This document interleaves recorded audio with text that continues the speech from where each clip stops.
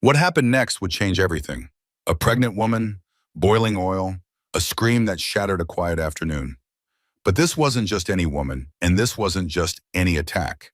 The ER doctor's face went pale when he saw her. He recognized her immediately. The woman everyone thought had disappeared 5 years ago. The hospital heiress who walked away from everything. From millions, from power, from her family name.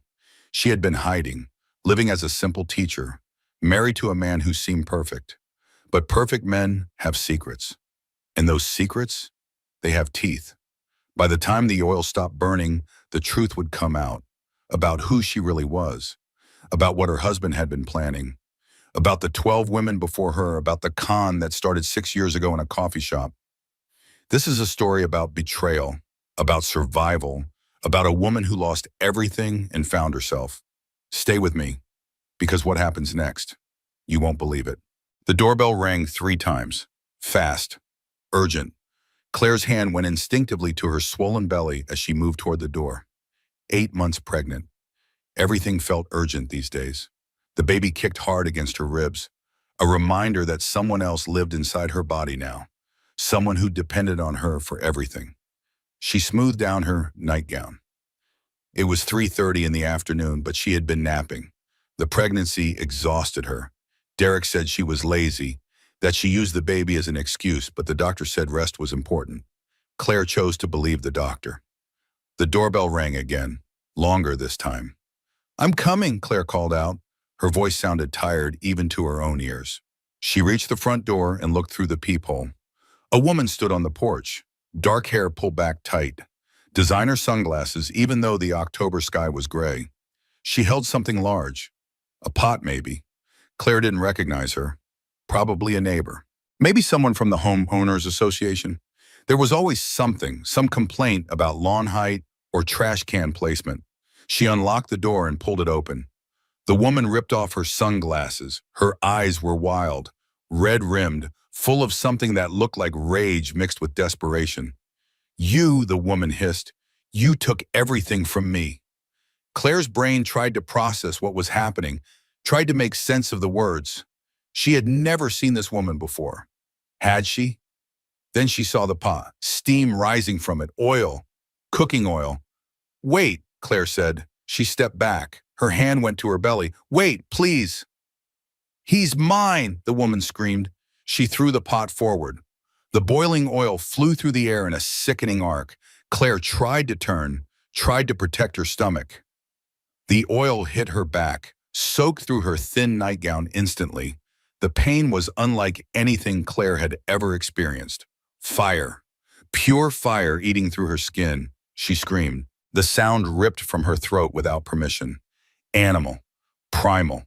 Terror and agony mixed together. She collapsed forward onto the porch. Her knees hit the concrete hard, but she barely felt it. The burning consumed everything else. Her back, her shoulders, the oil running down toward her spine. The baby. The baby was kicking frantically now. Panic transmitted through Claire's body straight to the tiny person inside her. "Please," Claire gasped. "My baby, please." The woman stood over her, the empty pot dangling from her hand. Her face had gone pale, like she couldn't believe what she had just done. "He doesn't want that baby," the woman said. Her voice shook. "He wants me. Derek wants me." Derek, the name cut through Claire's pain. This woman knew Derek. This was Derek's mistress, the one he said didn't exist, the one Claire had suspected for months, the one who had been calling from blocked numbers, leaving threatening messages. This was Vanessa. "Mrs. Patterson!" Someone was shouting, a neighbor. "Mrs. Patterson, call 911!" Footsteps running toward her. Claire couldn't lift her head, couldn't do anything but lie there on the cold porch while her back burned, while her baby kicked in distress, while Vanessa ran away down the street. Old Mrs. Patterson from next door appeared in Claire's blurring vision. 70 years old and moving faster than Claire had ever seen her move. "Oh my God! Oh my dear God!" Mrs. Patterson's voice was shaking. "Don't move, honey. Don't try to move." She disappeared and came back with wet towels, cool water. She pressed them gently against Claire's back. The relief lasted half a second before the burning roared back stronger. "The ambulance is coming," Mrs. Patterson said. "Just hold on, just breathe." Claire tried to breathe, in, out, but the pain made breathing feel impossible, made everything feel impossible. Sirens in the distance, getting closer. Her phone. Where was her phone? She needed to call Derek, needed to tell him what happened, needed him to come, to help her, to protect their baby. But even through the pain, a cold truth settled in her chest. Derek had done this, not directly, but he had created this situation, had lied, had cheated, had made both women believe they were fighting for him. The paramedics arrived, young woman and older man. Their faces went professional, but Claire saw the horror underneath. "Ma'am, what's your name?" the woman asked. She was kneeling beside Claire now. Claire Sutton. "Can you tell me what happened?" "Boiling oil. She threw boiling oil on me." The male paramedic was already cutting away her nightgown, exposing her back. She heard him suck in a breath. "Third-degree burns," he said quietly. "We need to transport now." "Ma'am, are you pregnant?" the female paramedic asked. 8 months, Claire whispered. "Is my baby okay, please?" "Is the baby okay?" They were lifting her onto a stretcher now. Every movement sent fresh waves of agony through her body. She wanted to scream again, but she was trying to stay calm. For the baby could feel her fear. "We're going to monitor the baby," the woman said. "Right now, we need to get you to the hospital." They loaded her into the ambulance. Mrs. Patterson was talking to police officers, pointing down the street where Vanessa had run, describing her: dark hair, medium height, designer clothes, crazy eyes. The ambulance doors closed. The male paramedic was starting an IV line. The woman was placing fetal monitors around Claire's belly. "Which hospital?" Claire asked. Her voice sounded small. "Westfield Memorial," the man said. "Best burn unit in 3 counties. You're going to be okay." Westfield Memorial. Claire's stomach dropped. She hadn't been to that hospital in 5 years. Not since her father's funeral. Her father's hospital. Her mother's hospital. The hospital she had walked away from when she chose Derek over her family fortune. "Please," Claire said. "Any other hospital. Please."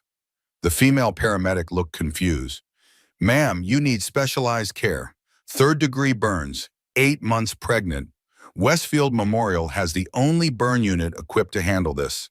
Claire closed her eyes. The baby kicked again. Weaker this time. More tired. They needed help. She needed help. Her pride couldn't matter right now. Her secret couldn't matter. "Okay," she whispered. "Okay." She tried to reach for her phone, needed to call Derek. Her hands were shaking so badly she dropped it. The phone clattered to the floor of the ambulance. She reached for it again. Dropped it again. Her fingers wouldn't work. Wouldn't grip anything. The female paramedic picked it up. "Who do you need to call?" "My husband, Derek Sutton." The woman scrolled through the contacts, found Derek's name, hit call, put the phone on speaker. It rang once, twice, 3 times, 4 times, voicemail. "Derek, it's me," Claire said. She was crying now, couldn't hold it back anymore. "Something happened. I'm hurt. I'm going to the hospital. Westfield Memorial, please. Please call me back." The paramedic ended the call. She squeezed Claire's hand. "I'm sure he'll call back soon," she said. But Claire knew Derek wasn't going to call back because he was with Vanessa right now. He knew this was coming. Maybe not exactly this, but something. He had let this happen, had created the situation where his pregnant wife got attacked in her own home. He knew. The thought kept repeating in Claire's mind. He knew. The ambulance sped through the city streets, sirens wailing. Claire counted her breaths. 1, 2, 3. When she got overwhelmed, she counted things. Anything to stay grounded, anything to keep from completely falling apart. 4, 5, 6. The pain in her back was constant now, not waves anymore. Just solid agony that made her want to crawl out of her own skin. 7, 8, 9. The baby had stopped kicking so hard. That scared her more than anything. The baby should be moving, should be fighting back against the stress. 10, 11, 12. The ambulance made a sharp turn. Claire could see the hospital through the window now. Tall building, modern glass exterior. Her father had overseen the renovation 15 years ago. She used to come here after school, do homework in his office, learn about medicine and business and legacy. All of that felt like a different life now, a different Claire. The Claire who existed before love, before Derek, before she gave everything up to be with him. The ambulance pulled up to the emergency entrance. The doors flew open. People in scrubs everywhere. Voices calling out medical terms Claire didn't understand. They were rolling her stretcher inside. The automatic doors whooshing open. The bright lights of the emergency room hitting her eyes. Claire hadn't been through these doors since her father's funeral. 7 years. Now she was being wheeled in on a gurney, her back on fire, her baby in danger, her marriage destroyed. She closed her eyes and prayed. First time she had prayed in years. Please, please let the baby be okay. Please, everything else could fall apart. Everything else could burn. Just please. Not the baby. Please, the emergency room smelled like antiseptic and fear. Claire recognized that smell from childhood, from all the times her father brought her to work. Back then, the smell meant safety, medical care, help. Now it just meant pain was coming. Nurses surrounded her stretcher, multiple hands touching her, checking vitals, cutting away the rest of her ruined nightgown. She heard gasps, knew her back must look terrible. "Get Dr. Morrison now," someone called out. "And Page OB, we need them here immediately." Claire tried to stay still, tried not to move. Every shift sent fresh pain radiating through her shoulders and spine. The wet towels Mrs. Patterson had used were being peeled away. That somehow hurt worse than anything. "Ma'am, I need you to rate your pain on a scale of 1 to 10, a nurse said. She had kind eyes, gray hair pulled back in a ponytail. 10, Claire whispered. Maybe 11. "Okay, we're going to give you something for that. But because of the pregnancy, we have to be careful." More hands, more touching. Someone was placing monitors around her belly again. The same fetal heart monitor from the ambulance, but more sophisticated. Claire could hear it. The rapid thump, thump, thump of her baby's heart. Too fast. That was too fast. "Heart rate elevated," a male voice said. 190. "Baby's in distress." No, no, no, no. Claire tried to sit up. Hands pressed her shoulders down gently, but firmly. "You have to stay still," the gray-haired nurse said. "We're taking care of both of you, I promise." A doctor rushed in, young, maybe 30. She was already pulling on gloves. "I need vitals," she said. Her voice was calm but urgent. "How far along?" 32 weeks, Claire managed to say. 8 months. "Okay, good, good." The doctor was examining the monitors now. "Baby's stressed but stable. We need to keep it that way." Another nurse appeared at Claire's side with a clipboard. "I need some information for registration." "What's your full name?" Claire's brain felt foggy. The pain was making it hard to think clearly. Hard to remember why any of this mattered. Registration, names, insurance, all so trivial compared to the burning. "Claire Sutton," she said, then paused. "No, wait, Claire Westfield Sutton." She hadn't used Westfield in 5 years. Had dropped it when she married Derek, when she walked away from her family, when she chose love over everything else. But it was still her name, still part of who she was. The registration clerk was typing. Then she stopped. Her fingers frozen over the keyboard. She looked up slowly. "Westfield, as in Westfield Memorial Hospital? You're a Westfield?" Claire closed her eyes. Here it came. The recognition, the questions, the judgment. 5 years of being anonymous, of being just Claire, just a teacher, just a normal person, all ending in this emergency room. "Yes," she whispered. The clerk's eyes went wide. She looked at the nurses, at the doctor, back at Claire. "Does Mrs. Westfield know you're here? The CEO?"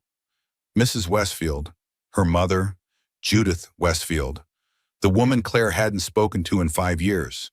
The woman who told her that walking away meant walking away from everything. The woman who never called, never wrote, never forgave. "No," Claire said, "please don't." But it was too late. The clerk was already reaching for the phone. already dialing.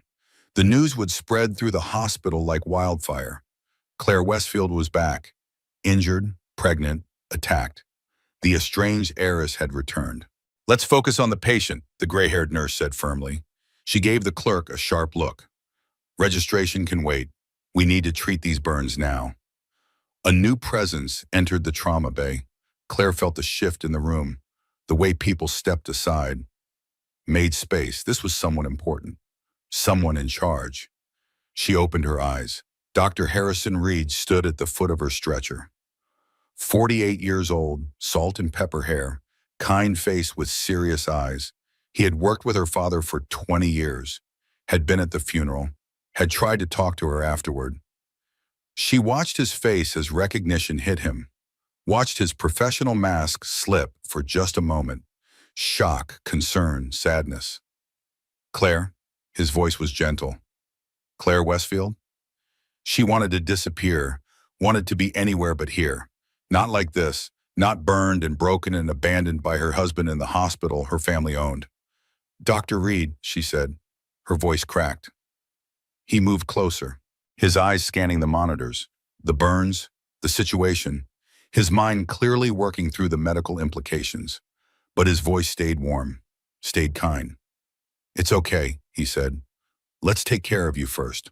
We'll talk later." He started giving orders. Medical terminology Claire only half understood: Silvadene cream, specialized dressings, pain medication that was safe for pregnancy, fluids, monitoring. Nurses moved with practiced efficiency. Someone was cleaning the burns. Another was preparing dressings. The OB doctor was checking the fetal monitors more carefully. 30% of upper back affected, Dr. Reed said. His voice had gone clinical now. Professional. Second and third degree classification. We need plastics consult. And keep OB close. Claire tried to stay still while they worked. Tried not to scream when they touched the burns.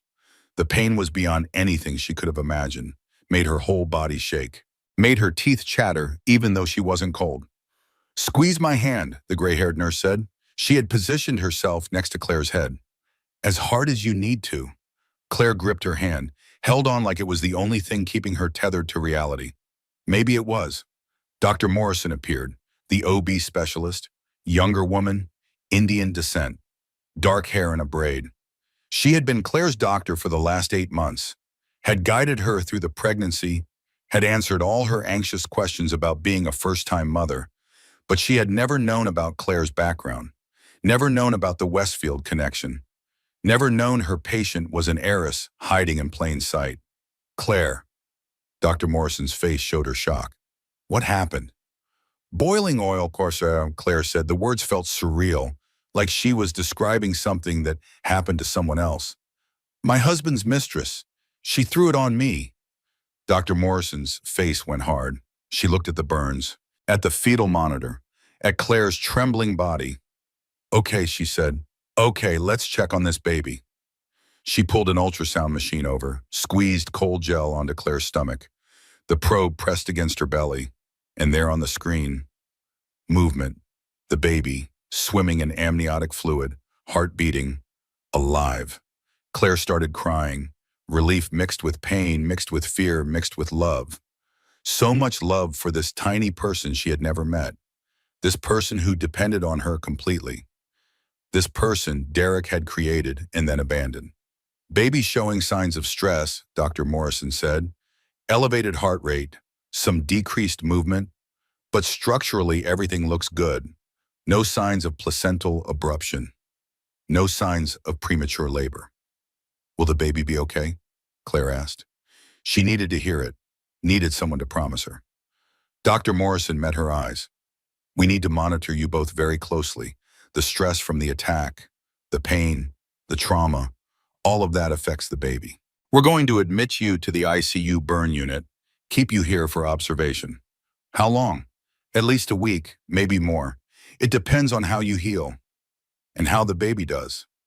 A week in the hospital, a week of her mother knowing she was here, a week of people whispering about the prodigal daughter returning, a week of avoiding Derek's calls, if he even called. Claire reached for her phone again. Same compulsive movement from the ambulance. Check for messages, check for calls, see if Derek had called back yet. Nothing. No missed calls, no texts, no voicemails. She checked again. Same result. Checked a third time. The gray-haired nurse gently took the phone from her hands. You need to rest. I'll keep your phone right here. If anyone calls, I'll tell you immediately. But Claire knew the truth. Derek wasn't calling because he was with Vanessa, because he had known this would happen. Not the specifics maybe, not the boiling oil, but something. He had set this in motion by lying, by cheating, by making his pregnant wife vulnerable to his angry mistress. He knew, and he didn't care enough to even call. The validation whisper came then, quiet, certain. From deep inside her, I'm not crazy. I knew something was wrong. I knew for months. We're going to move you to ICU now, Dr. Reed said. He had finished supervising the burn treatment. The dressings were in place, thick white bandages covering her entire upper back. You'll be more comfortable there. Comfortable felt like a lie, but Claire didn't argue, didn't have the energy to argue. They were preparing to transfer her when the trauma bay door opened again. A woman in an expensive business suit walked in. Hospital administrator badge clipped to her jacket, 50s, professionally pleasant expression. She looked at Claire, then at Dr. Reed, then back at Claire. Miss Westfield, she said. Her voice was carefully neutral. We've contacted your mother per hospital protocol. She's on her way. The words hit Claire like another pot of boiling oil. Her mother coming here, coming to see her after 5 years of silence, 5 years of cold distance, 5 years of unanswered birthday cards and ignored Christmas presents. Her mother was coming.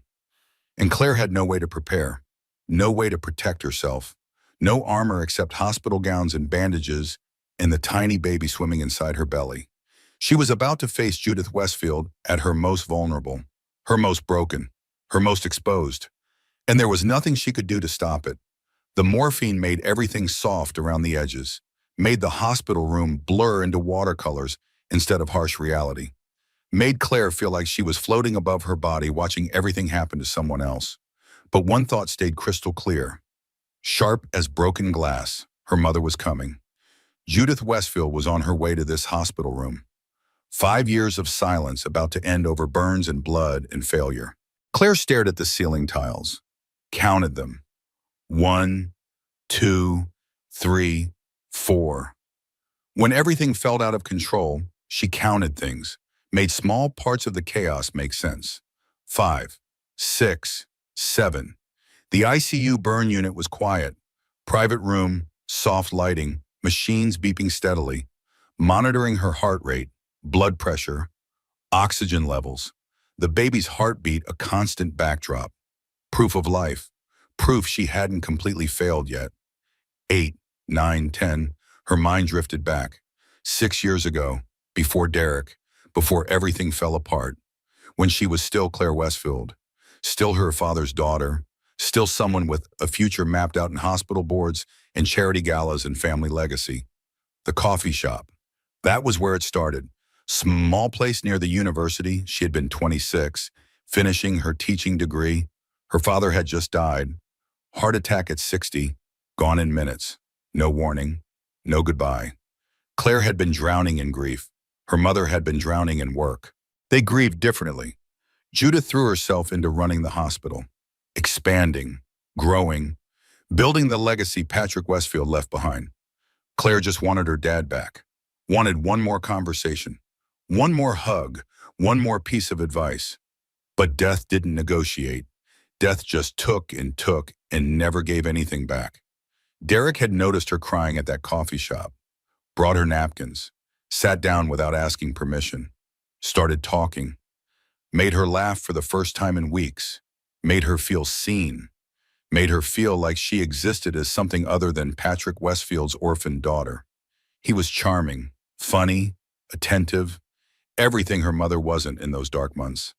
Judith expected Claire to move on immediately, to join the hospital board, to step into her role as heir, to stop grieving and start working.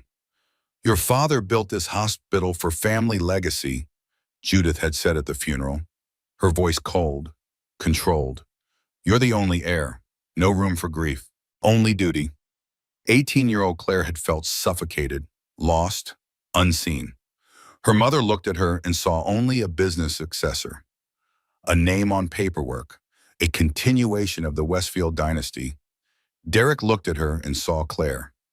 Just Claire. Not the money, not the name, not the legacy. At least that was what Claire chose to believe. They dated for a year. He worked in marketing, or said he did. His business was always struggling, always just about to take off, always needing just a little more time, a little more investment, a little more belief. Claire believed in him, supported him, let him move into her apartment when his lease ended, paid for dinners when his clients didn't pay him on time, made excuses when her mother questioned his ambition. He's building something, Claire told Judith. It takes time.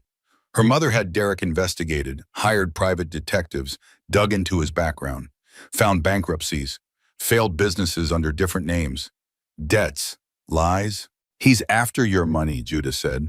She laid the evidence on the table like a prosecutor. He has nothing. He is nothing. This marriage will destroy you. But Derek proposed anyway, on the anniversary of her father's death, in front of a sunset, with a ring Claire suspected she had actually paid for through their joint account. And she said yes, because she was tired of being alone, tired of being the grieving daughter, tired of living in her mother's cold shadow, where love meant duty and family meant obligation. Judith gave her an ultimatum. Walk away from this man, or walk away from every money, your trust fund, your inheritance, your position on the board, your place in this family. Then I walk away, Claire had said, 27 years old and so sure she was making the right choice, so sure love would be enough, so sure Derek was different from what her mother's investigation showed. She changed her name to just Sutton, dropped Westfield completely, got a job teaching elementary school, lived in a modest apartment on a teacher's salary while Derek worked on his marketing business. 5 years of peace, 5 years of simplicity, 5 years of being anonymous, being normal, being just another woman trying to make a life work. Except it wasn't working. Not really. Derek's business never took off. His clients never materialized. His promises never translated into action. He spent his days on the computer, his nights out with colleagues, his weekends distracted and distant, and Claire taught second graders their multiplication tables. Came home exhausted, tried to keep the apartment clean, tried to be enough for a man who seemed perpetually dissatisfied with everything she did. Then she got pregnant, not planned, birth control, failure. She told Derek over dinner, watched his face carefully, saw the flash of panic he tried to cover with enthusiasm. A baby, he had said. Wow, that's great. That's really great.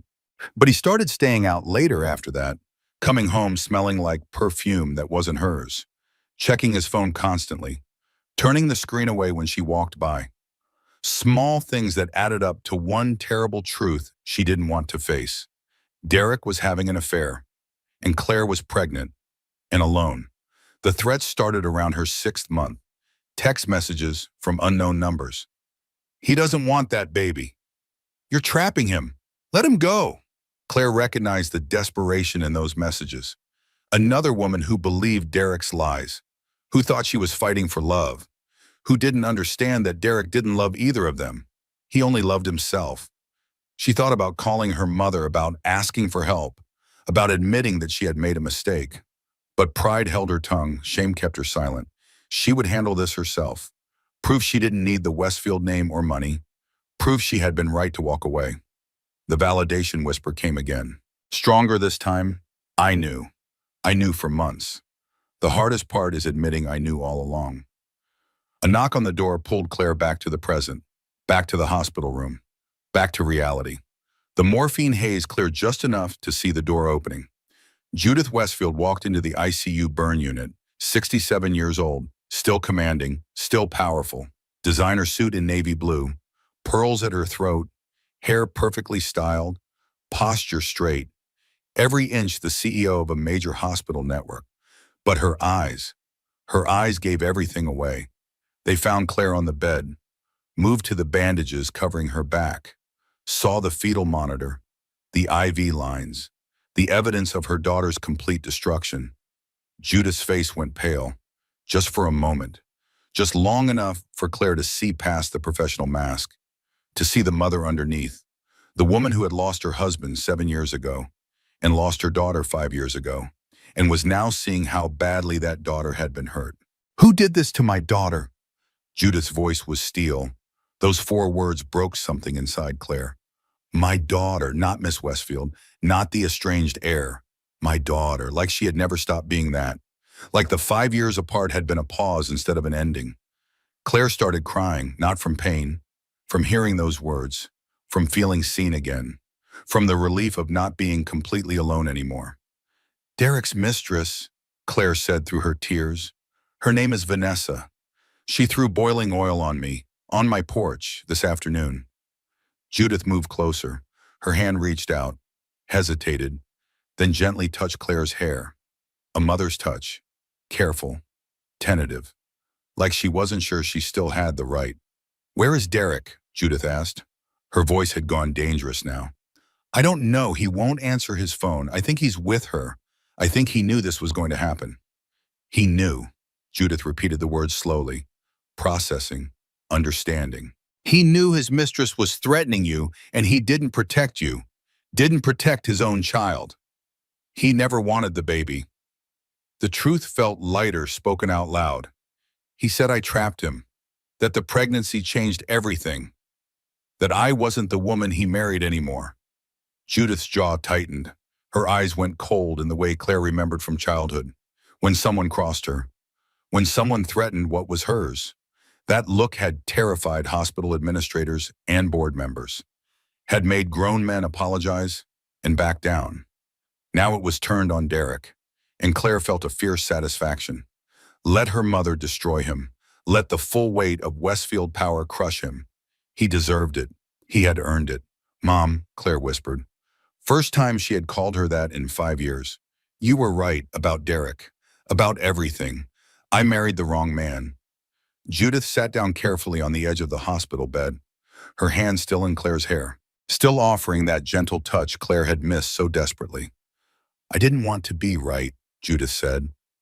Her voice was softer now, almost breaking. "I wanted you to be happy.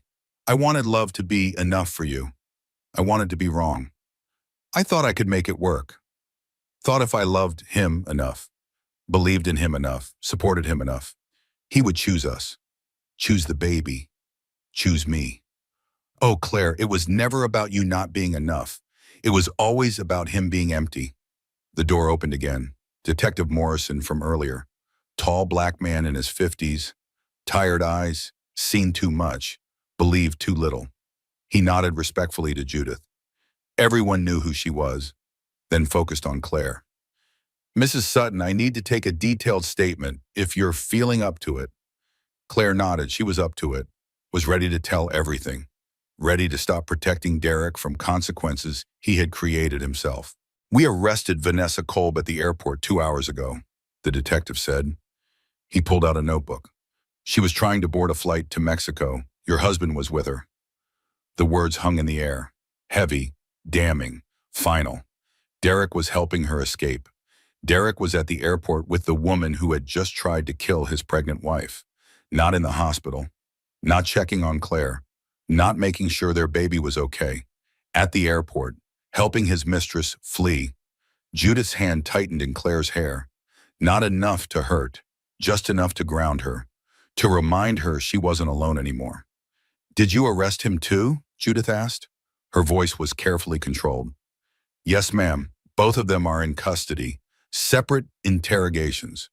But we need Mrs. Sutton's statement. Need her to tell us everything that led up to the attack." Claire took a breath, started talking, told him about the affair that started 8 months ago, right when she got pregnant. Told him about Derek's distance, his lies, his criticism of her changing body, how he said the baby was trapping him, ruining his life, destroying his dreams. Told him about the threatening messages, the blocked calls, Vanessa's escalating anger, the voicemails that got progressively more violent. "He deserves better than you. That baby will trap him. I'll make you disappear." The detective wrote everything down, asked questions, clarified timelines, built a case from Claire's broken pieces. "Why didn't you report the threats?" he asked. Not judgmental, just trying to understand. Claire felt the shame rise up, the embarrassment, the admission she had been trying to avoid. "I was ashamed," she said, embarrassed. "I thought I could handle it, thought Vanessa would get bored, thought loving Derek enough would fix everything, thought reporting it would make me look weak, paranoid, crazy." The validation whisper again. "I'm not crazy. I knew something was wrong. I knew for months." Mrs. Sutton, those messages constituted criminal threats. The moment she said she would make you disappear, you should have called police. I know that now, but I was 8 months pregnant and tired, and my husband was barely speaking to me, and I thought maybe I was overreacting. Maybe I was being dramatic. Maybe I was imagining things." Judith made a sound, pain and recognition mixed together. Because she understood. She had been married to Patrick for 30 years, had built an empire beside him. But even she had doubted herself sometimes. Even she had made herself small to keep peace. That was what women did. Made themselves small, made their problems small, made their intuition small. Because speaking up meant making waves, making trouble, making themselves the problem. "You weren't imagining things," the detective said firmly. "You were right. Your instincts were correct. And I'm sorry no one protected you when they should have." He closed his notebook. "We have security footage from your apartment building. Shows Derek giving Vanessa your schedule. Shows them discussing how to teach you a lesson. This wasn't just Vanessa acting alone. This was conspiracy, premeditation." Claire closed her eyes. Derek had planned this, had helped coordinate his mistress attacking his pregnant wife, had known it was coming and done nothing to stop it. She had suspected, but hearing confirmation still hurt, still cut deep, still made her question every moment of their 5-year marriage. What had been real? What had been manipulation? Had he ever loved her at all?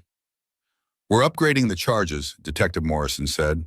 "Attempted murder for Vanessa. Conspiracy and reckless endangerment of an unborn child for Derek. He's not getting out of this." "Good," Judith said. Her voice was ice. "I want every detail in your reports. And I'm calling our attorneys. Both of them will pay for what they did to my daughter." Our attorneys. Claire had forgotten about that, the power the Westfield name carried, the resources at their disposal, the ability to make people face consequences. She wasn't just a scared pregnant teacher anymore. She was Claire Westfield, and her mother was declaring war. The detective left, promised to stay in touch, promised justice, promised protection. All things Claire desperately needed, but wasn't sure she believed in anymore. Judith stayed, sat in the chair next to the hospital bed, held Claire's hand while they both cried.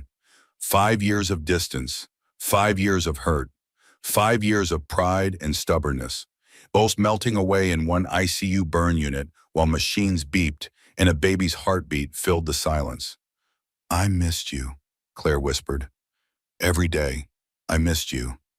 I missed you too, baby girl. Every single day." They sat like that for a long time.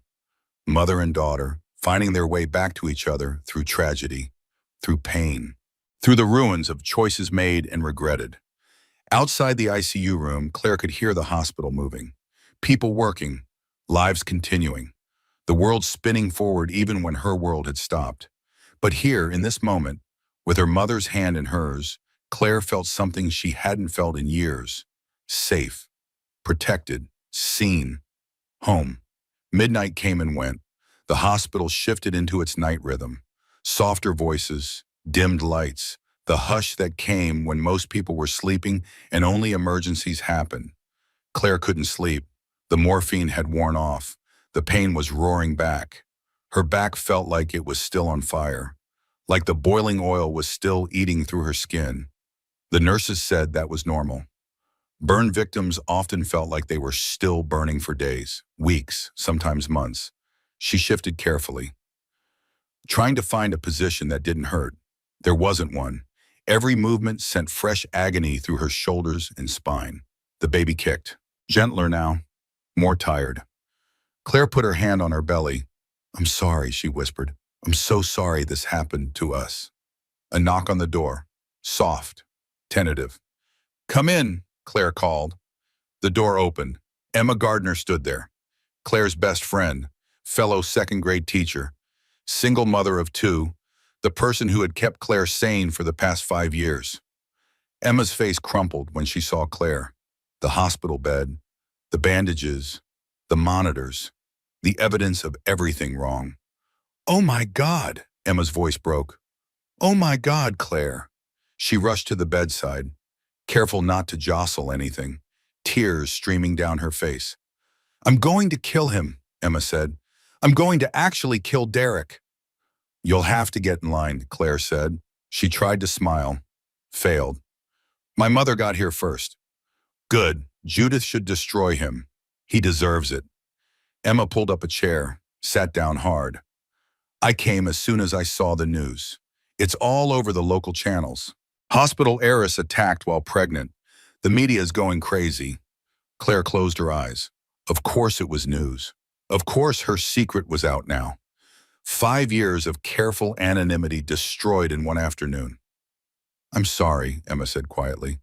"I know you wanted to keep the Westfield thing private. It doesn't matter anymore. Everyone will know everything now. About Derek, about Vanessa, about how stupid I was." "You weren't stupid." Emma's voice was fierce. "He lied to you. He manipulated you. He made you believe he was someone he wasn't." "I knew, though. Deep down, I knew something was wrong." "Yeah." Emma looked down at her hands. "About that. Claire, I need to tell you something. Something I should have told you 3 months ago." Claire's heart sank. She knew what was coming. Had suspected. Had pushed the suspicion away because dealing with it felt impossible. "You saw them together," Claire said. Statement, not question. Emma nodded, tears falling faster now. "3 months ago, you were planning the nursery. Derek said he would help paint. Said he would be there, remember?" Claire remembered. She had been 7 months pregnant, excited, trying to make the baby's room perfect. Derek promised to help, then never showed up. Had some excuse about a client meeting, an emergency, something urgent. "I drove by your place that afternoon," Emma continued. "I was going to surprise you. Help you paint. I saw Derek's car parked outside Vanessa's apartment building." The words hit like another burning pot of oil. Confirmation. Proof. The thing Claire had suspected but refused to believe. "I took a picture," Emma whispered. "I've been carrying this guilt for 2 months. Didn't know how to tell you. Didn't want to hurt you. But I should have. I should have told you immediately." She pulled out her phone, showed Claire the photo. Derek's car, Vanessa's building, timestamp from 2 months ago. Undeniable evidence. Claire stared at the photo. At proof her husband had been with his mistress, while she painted their baby's room alone, while she hung tiny curtains and assembled a crib by herself, while she built a nest for their child that Derek had already abandoned. The crying started again. Deep sobs that hurt her burned back, made her whole body shake. Emma held her hand, didn't try to stop the tears, just sat there while Claire fell apart. "I'm so sorry," Emma kept saying. "I'm so sorry." "It's not your fault," Claire managed to say between sobs. "You didn't do this. He did." They sat in the darkness, two women who understood what it meant to love men who didn't deserve them. Emma's ex-husband had left when their kids were babies, just walked out one day and never came back. Child support checks, but no phone calls. Money, but no love. "We pick them wrong sometimes," Emma said. "We see what we want to see, believe what we want to believe, and then we pay for it." "I gave up everything for him," Claire said. "My family, my inheritance, my name. I made myself small so he could feel big. And it was never enough. I was never enough." "You were always enough. He was empty." "That's different." A nurse came in, checked Claire's vitals, changed her IV bag, offered more pain medication. Claire accepted it, needed the relief, needed to not feel for a little while. The medication made everything soft again. Made Emma's voice sound far away, made the room blur. "I'm scared," Claire admitted. "I don't know how to be a single mother. Don't know how to raise a baby alone." "You won't be alone," Emma said. "You have me. You have your mom now. You have resource, support. You're going to be okay. How do you know? Because I know you. You're strong. You've always been strong. You just forgot for a while. The validation whisper came then. Quiet, certain, I am strong. I survived this. I can survive anything. Claire drifted, not quite sleeping, not quite awake.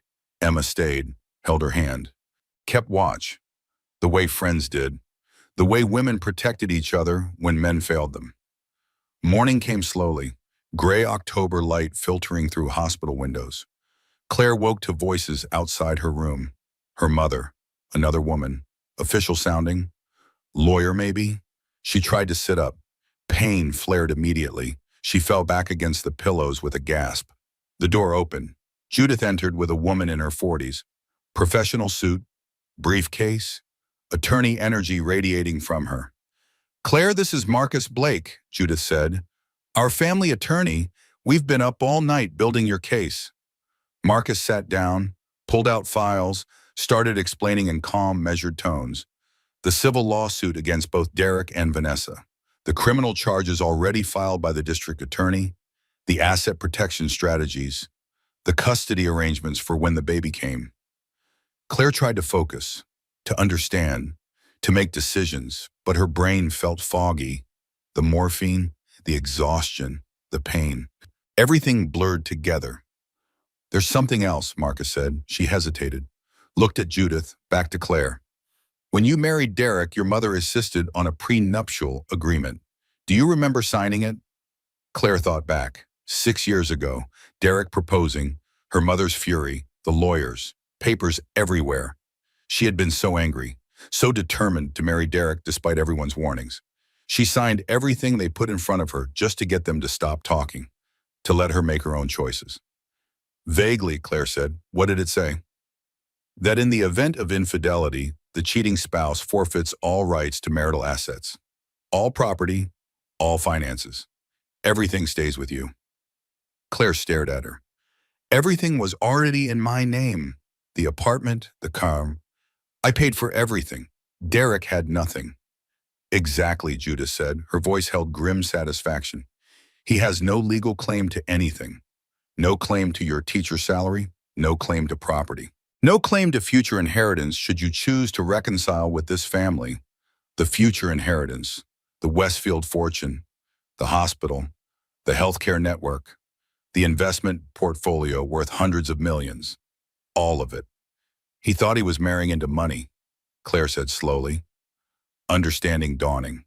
He thought eventually I would reconcile with you, that he would gain access to the Westfield wealth. Most likely, Marcus said. Men like Derek don't fall in love. They invest, and they expect returns. The door burst open. Emma stood there with her phone, her face pale. Claire, you need to see this. She handed over the phone. News website open, video playing, security camera footage from Derek's apartment building. Dated yesterday morning, 8 hours before Vanessa attacked Claire. The video showed Derek and Vanessa, outside his apartment, talking.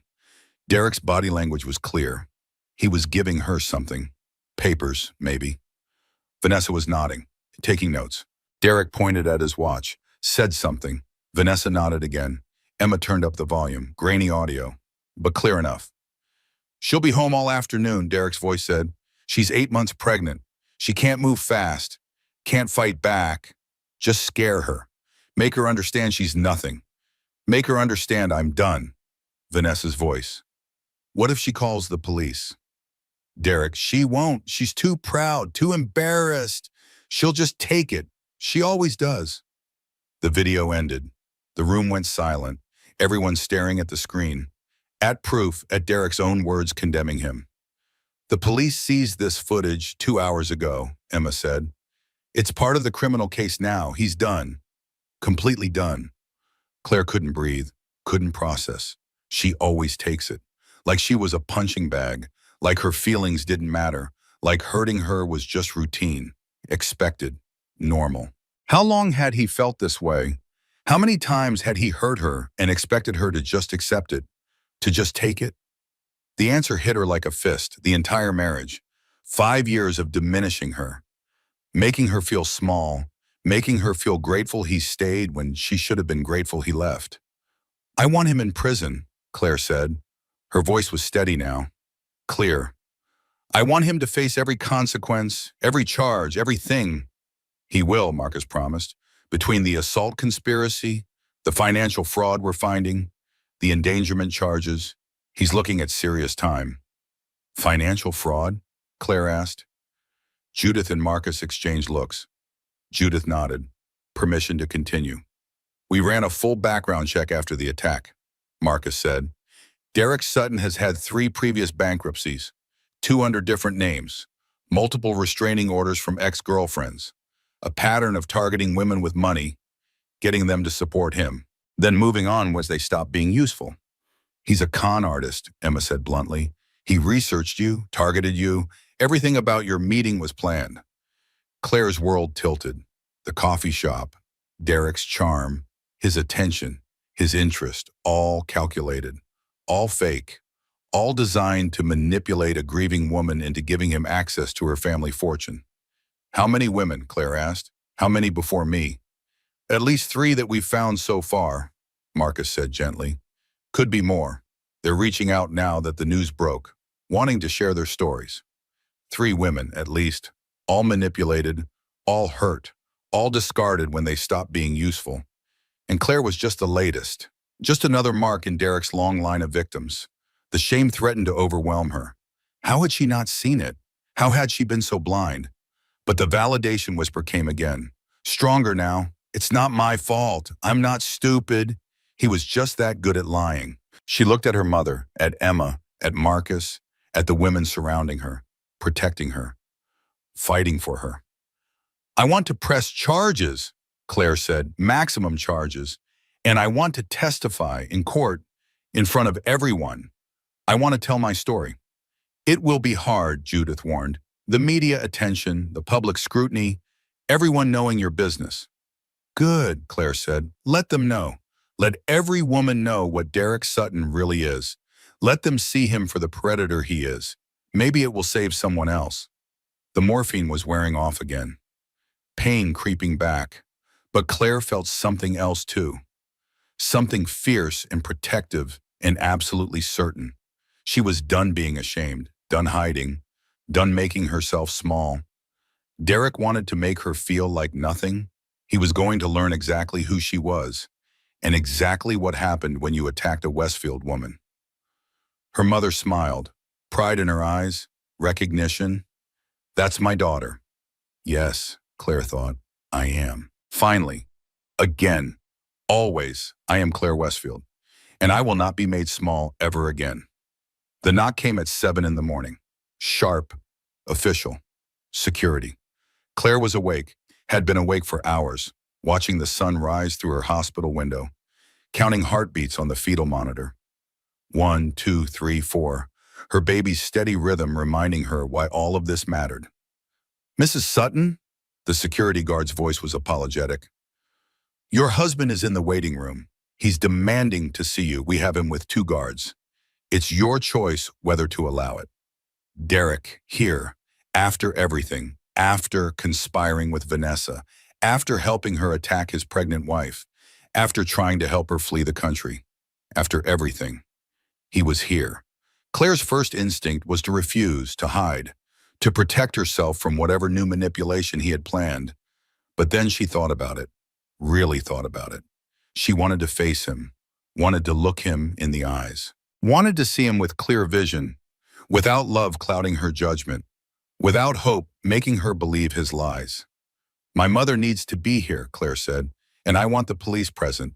He doesn't get to talk to me alone." "Already arranged," the guard said. "Mrs. Westfield is on her way up. Detective Morrison, too." 20 minutes later, her mother sat on one side of the bed. Detective Morrison stood by the window. 2 security guards positioned themselves by the door.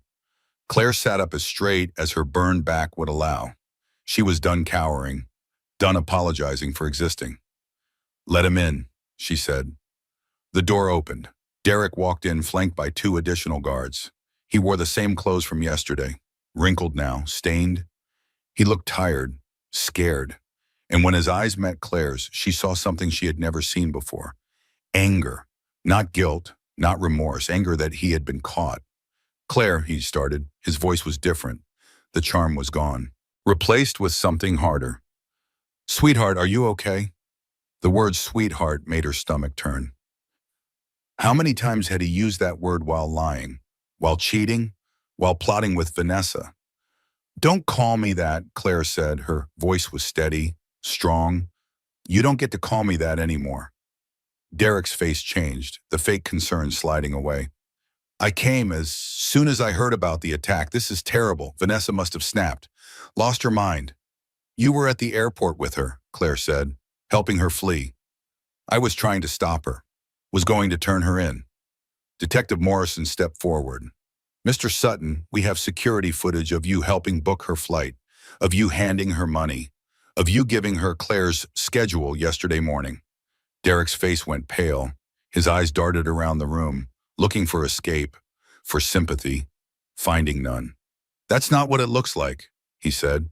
The old deflection, the old gaslighting. You don't understand the full context. Then explain, Claire said. Explain the context of telling Vanessa I would be home all afternoon, that I couldn't move fast, that I would just take it.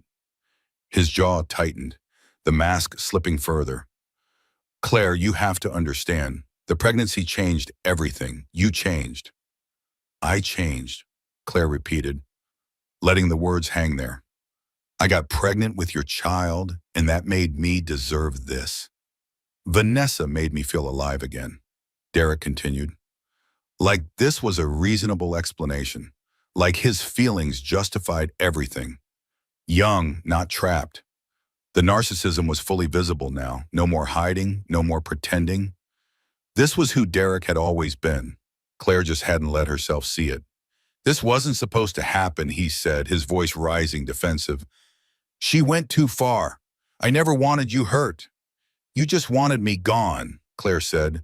You wanted me scared enough to leave, to disappear, so you could move on with Vanessa without the inconvenience of divorce. I just needed space, needed to breathe, needed... What did you need, Derek? Her mother's voice cut through his excuses like a knife. Freedom from your pregnant wife, freedom from responsibility, freedom from the consequences of your own actions. Derek noticed Judith then, really noticed her. His face went even paler. Mrs. Westfield, I didn't know Claire had called you. My daughter didn't call me. The hospital did when they realized who she was, who she's always been, the woman you married for her name, for her inheritance, for access to wealth you could never earn yourself. Derek's face flushed red. I love Claire. This isn't about money. Really? Judith stood up, walked closer to him. Then explain the 3 bankruptcies. The false identities, the other women you've conned, the pattern of targeting wealthy women. The research you did on my daughter before your convenient meeting at that coffee shop. Derek's mouth opened, closed, no defense, no explanation, just the slow realization that everything had been uncovered. Every lie, every manipulation, every calculated move. I have rights, he finally said, switching tactics again. To the baby, to marital assets, you can't just... Judith's cold smile stopped him mid-sentence. What assets? Her teacher's salary? The apartment she pays for? The car in her name? You have nothing. You are nothing. You've spent 5 years living off my daughter while pretending to build a business that never existed. Derek turned to Claire, his expression shifting again, from defensive to pleading. Claire, please, we can work this out. Counseling, therapy. I can change. I promise I can change. 5 years ago, those words would have worked, would have made Claire doubt herself, question her judgment, give him another chance, and another, and another. But not anymore. She saw him clearly now, saw the manipulator, the liar, the man who would say anything to regain control. Do you know what I just realized? Claire asked. Her voice was calm, clear. I was already alone. I've been alone this entire marriage. I just didn't want to admit it. That's not true. I love you. You love what I represented, the Westfield name, the possibility of wealth, the respectability of marriage. But me, Claire, the actual person, you've never loved me. I never wanted to be a father, Derek said, the truth finally coming out, the real feelings he had hidden for 8 months. You forced this on me. You trapped me with that pregnancy.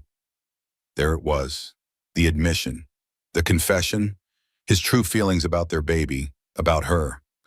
Claire felt nothing, no hurt, no shock, just a cold clarity. This was who he was. This was who he had always been. She just finally stopped making excuses for him. I am Claire Westfield, she said, each word deliberate, each word powerful. And you're going to prison. Derek's face contorted, the last of his masks falling away, revealing the ugliness underneath. You'll regret this. You can't raise a baby alone. You'll come crawling back.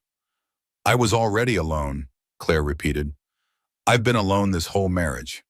The only difference is now I won't have you making me feel bad about it. The security guards moved forward, taking Derek's arms, leading him toward the door. He resisted, started yelling, saying terrible things, calling Claire names, blaming her for everything. But Claire didn't flinch, didn't cry, didn't react. She just watched him go.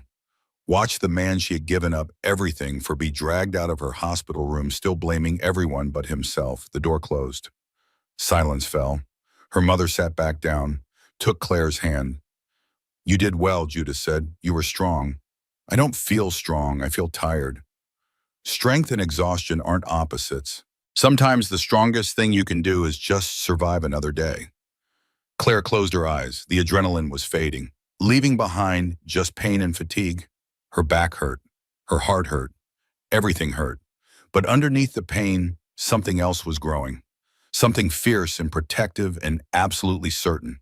She was done apologizing. Done accepting less than she deserved. Done making herself small to accommodate men who didn't appreciate her. She was Claire Westfield, and she was choosing herself, choosing her baby, choosing truth over comfort, choosing freedom over false peace. Mom? Claire opened her eyes. I'm scared.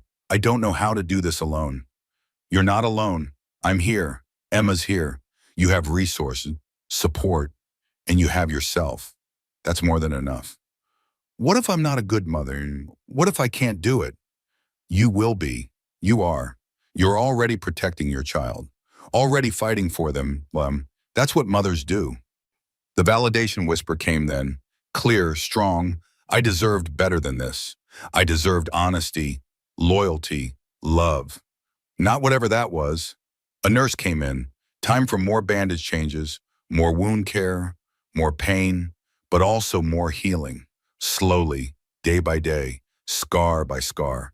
Claire let them work. Let her mother hold her hand. Let herself feel everything. The pain, the anger, the relief, the fear. All of it.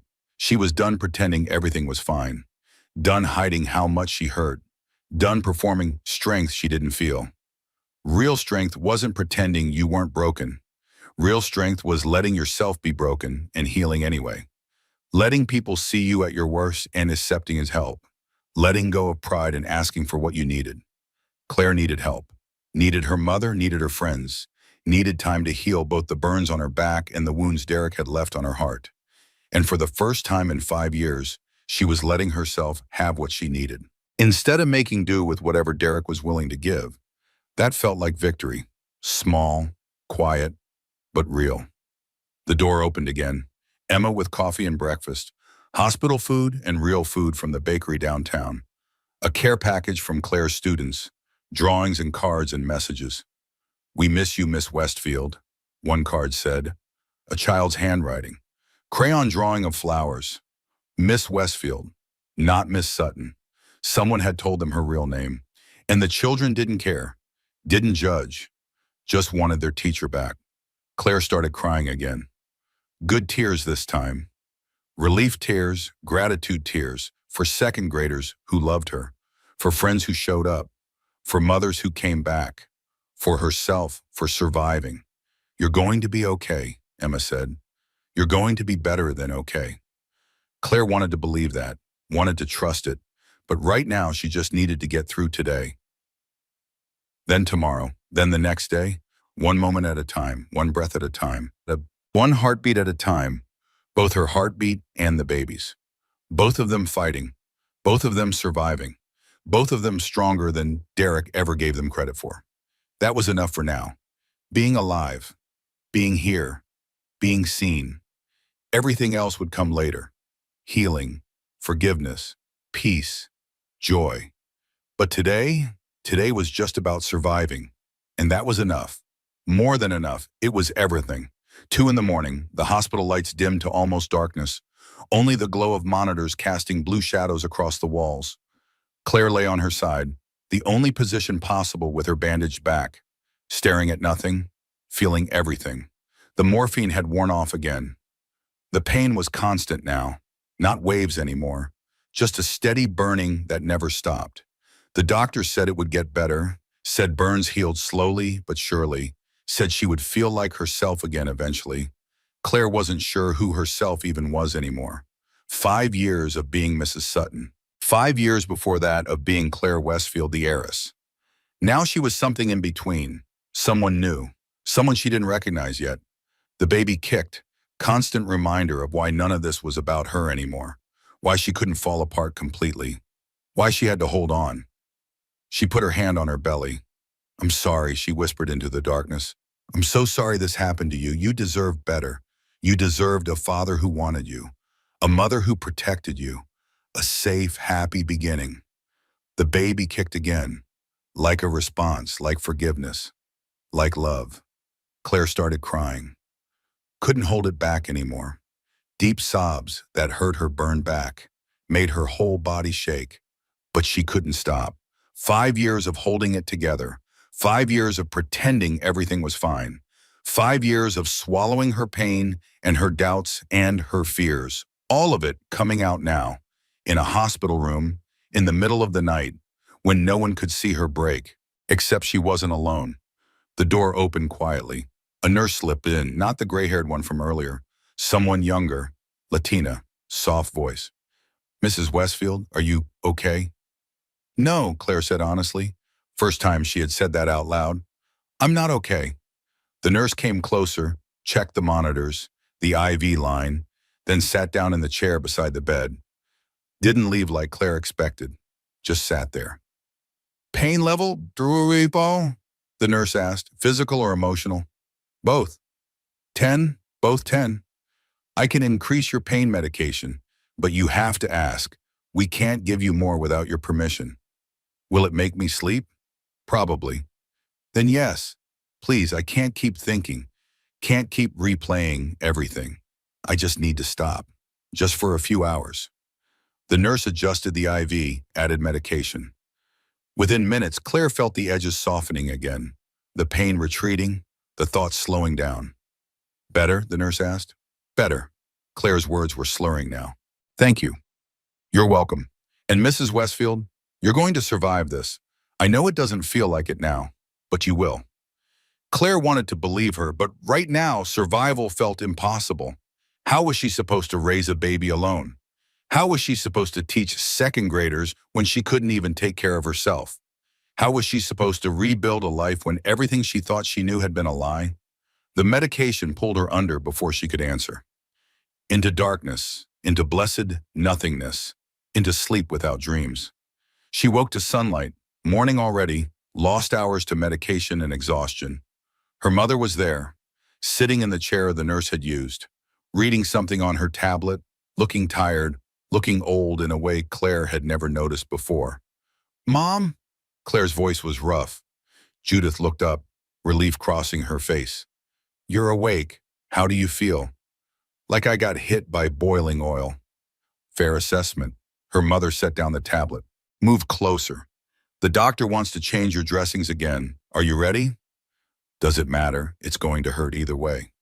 "It does matter. You get to choose when you face the pain. That's power. Don't forget that." The dressing change was torture. Same as before, worse maybe because Claire knew what was coming now, knew exactly how much it would hurt. The nurse was gentle but thorough, cleaning the burns, applying fresh Sylvadene cream, new bandages. Claire counted ceiling tiles again. 1, 2, 3. Breathe, 4, 5, 6, breathe. All the way to 20, then started over, anything to get through it. When it was done, she was shaking, sweating, exhausted even though she had just woken up. I need to tell you something, Eudora, her mother said once the nurses left. Something about the burns, about the scars. Claire's stomach dropped. How bad? Significant scarring is inevitable. The plastic surgeon was honest. They can do grafts, multiple surgeries. But your back will never look the same. Physical scars to match the emotional ones. Permanent marks from Derek's betrayal. Visible evidence of her failure to protect herself. Okay, Claire said. What else was there to say? The damage was done. I'm sorry, Judah said. I wish I could fix this. Wish I could make it disappear. You can't fix other people's choices. I know that now. No, but I can sit with you while you live with the consequences. I can make sure you are not alone. That broke something in Claire. Her mother's presence, her mother's promise.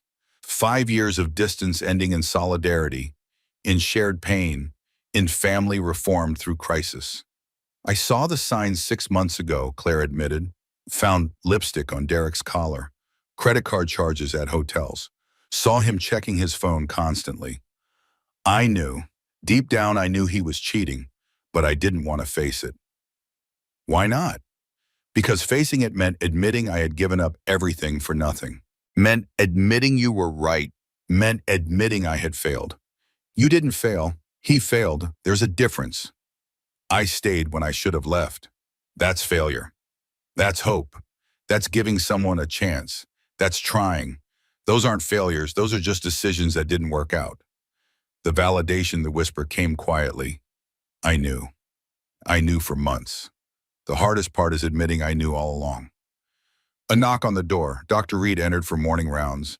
He looked at Claire's face, at the evidence of her breakdown, at the vulnerability she couldn't hide. Rough night? He asked gently. Rough life, Claire said. He smiled, sat down on the edge of the bed. You remember me from before? From the hospital galas? Before you left? I remember you knew my father. Patrick was a good man, brilliant physician, better administrator, best father. He talked about you constantly, showed pictures of your teaching awards, your classroom projects. He was so proud of you. Claire's throat tightened. She hadn't heard anyone talk about her father like that in years. Her mother never mentioned him. Too painful. Claire avoided thinking about him. Same reason. He'd be proud of you now too, Dr. Reed continued. Walking away from money to find yourself. That took courage, real courage. Or stupidity. Sometimes they look the same, courage and stupidity. But you know the difference? Courage is knowing the risk and doing it anyway for the right reasons. You had the right reasons. Love, independence, identity. Those are good reasons. Even if they led me here? Especially because they led you here. Because now you know who Derek really is. Now you see him clearly. That's a gift. Painful, terrible, but still a gift. Some gift. I know it doesn't feel like it, but Claire, you survived. You protected your baby. You found your strength, and you're coming home. To family, to yourself. That's more than a lot of people get. He checked her vitals, the baby's monitors, nodded with satisfaction. Both of you are doing well, stable, healing. The baby is a fighter, like their mother. After he left, Claire sat with his words, coming home. Was that what this was? Not defeat, not failure, but coming home. To who she really was, to her family, to her name, to the person she was always supposed to be. Maybe that was the gift, not the pain, not the betrayal, but the clarity that came after, the understanding that she had been pretending for 5 years. Playing a role, being who Derek wanted her to be, forgetting who Claire Westfield actually was. She looked at her hands, teacher's hands, chalk dust under the nails, cuts from construction paper. These were her hands, real, authentic, earned through work she loved. But they were also Westfield hands, capable of signing checks that could change lives, capable of guiding a hospital that served thousands, capable of building something that mattered. Maybe she didn't have to choose. Maybe she could be both, teacher and heiress, Claire and Westfield, Woman who lived modestly and woman who came from wealth. All of it true. All of it her. The door opened again. Emma with lunch. Real food from the Italian place Claire loved. Pasta, garlic bread, the smells making Claire's stomach growl. First time she had felt hungry in days. Your students made you something, Emma said. She pulled out a poster. Construction paper, glitter, drawings from 27 second graders. Messages in wobbly handwriting. Get well, Miss Westfield. We miss you. You're the best teacher. Come back soon. Claire traced the letters with her finger. These children, they didn't care about her name, about her family, about the drama. They just wanted their teacher back. That was real, that was authentic. That was love without conditions or expectations or manipulation. I need to figure out how to be both, Claire said. Teacher and Westfield. How to honor my dad's legacy without losing who I've become. You will, Emma said. You're already doing it, already finding the balance. Was she, though? Right now, she just felt lost, broken, scattered in pieces she didn't know how to put back together. But maybe that was okay. Maybe you had to break apart before you could rebuild, had to let go of who you thought you were to become who you actually are. The baby kicked again, reminder that she didn't have time for an extended identity crisis. She had 8 more weeks. Then she would be a mother. Then she would have to be put together enough to take care of someone else. 8 weeks, less actually. The stress could trigger early labor, the doctors warned her. Said to expect the baby within days, if not weeks. Her body was done, used up, ready to stop being pregnant and start being a mother. Was she ready? No. But would she ever be? Also no. So maybe readiness didn't matter. Maybe you just became a mother and figured it out as you went, like everything else in life, stumbling forward, making it up, hoping for the best. I'm scared, Claire admitted to Emma, about labor, about delivery, about raising a baby, about all of it. Of course you are. You'd be crazy not to be scared. But scared doesn't mean incapable. Scared just means you understand what's at stake. What if I mess it up? What if I'm a terrible mother? Then you'll be just like the rest of us, doing our best, making mistakes, loving our kids anyway. That's what parenting is. Controlled chaos mixed with unconditional love. Claire wanted to believe that, wanted to trust she could do this. But the doubt was so loud, so insistent, so heavy. The validation whisper came again. I don't know how to be a single mother. I don't know how to run a hospital empire. I don't know how to do any of this. But I'll figure it out. For my baby. That was enough. Had to be enough. She would figure it out. One day at a time. One decision at a time. One moment at a time. Starting now. Starting here. In this hospital room with burns on her back and a baby in her belly and a mother who had come back and friends who showed up. Starting with the simple act of survival, of breathing, of letting herself be loved, of accepting help instead of pretending she had it all together. That was the hardest thing. Admitting she needed help, admitting she couldn't do it alone, admitting that strength sometimes looked like asking for support. But maybe that was the real lesson. Maybe strength wasn't about being invulnerable. Maybe it was about being vulnerable and surviving anyway, about letting people see you broken and trusting they wouldn't leave. Her mother hadn't left. Emma hadn't left. Dr. Reed hadn't judged. The nurses hadn't abandoned her. Her students still loved her. Maybe she was more supported than she thought. Maybe she had always been loved. She just hadn't let herself believe it, hadn't let herself receive it.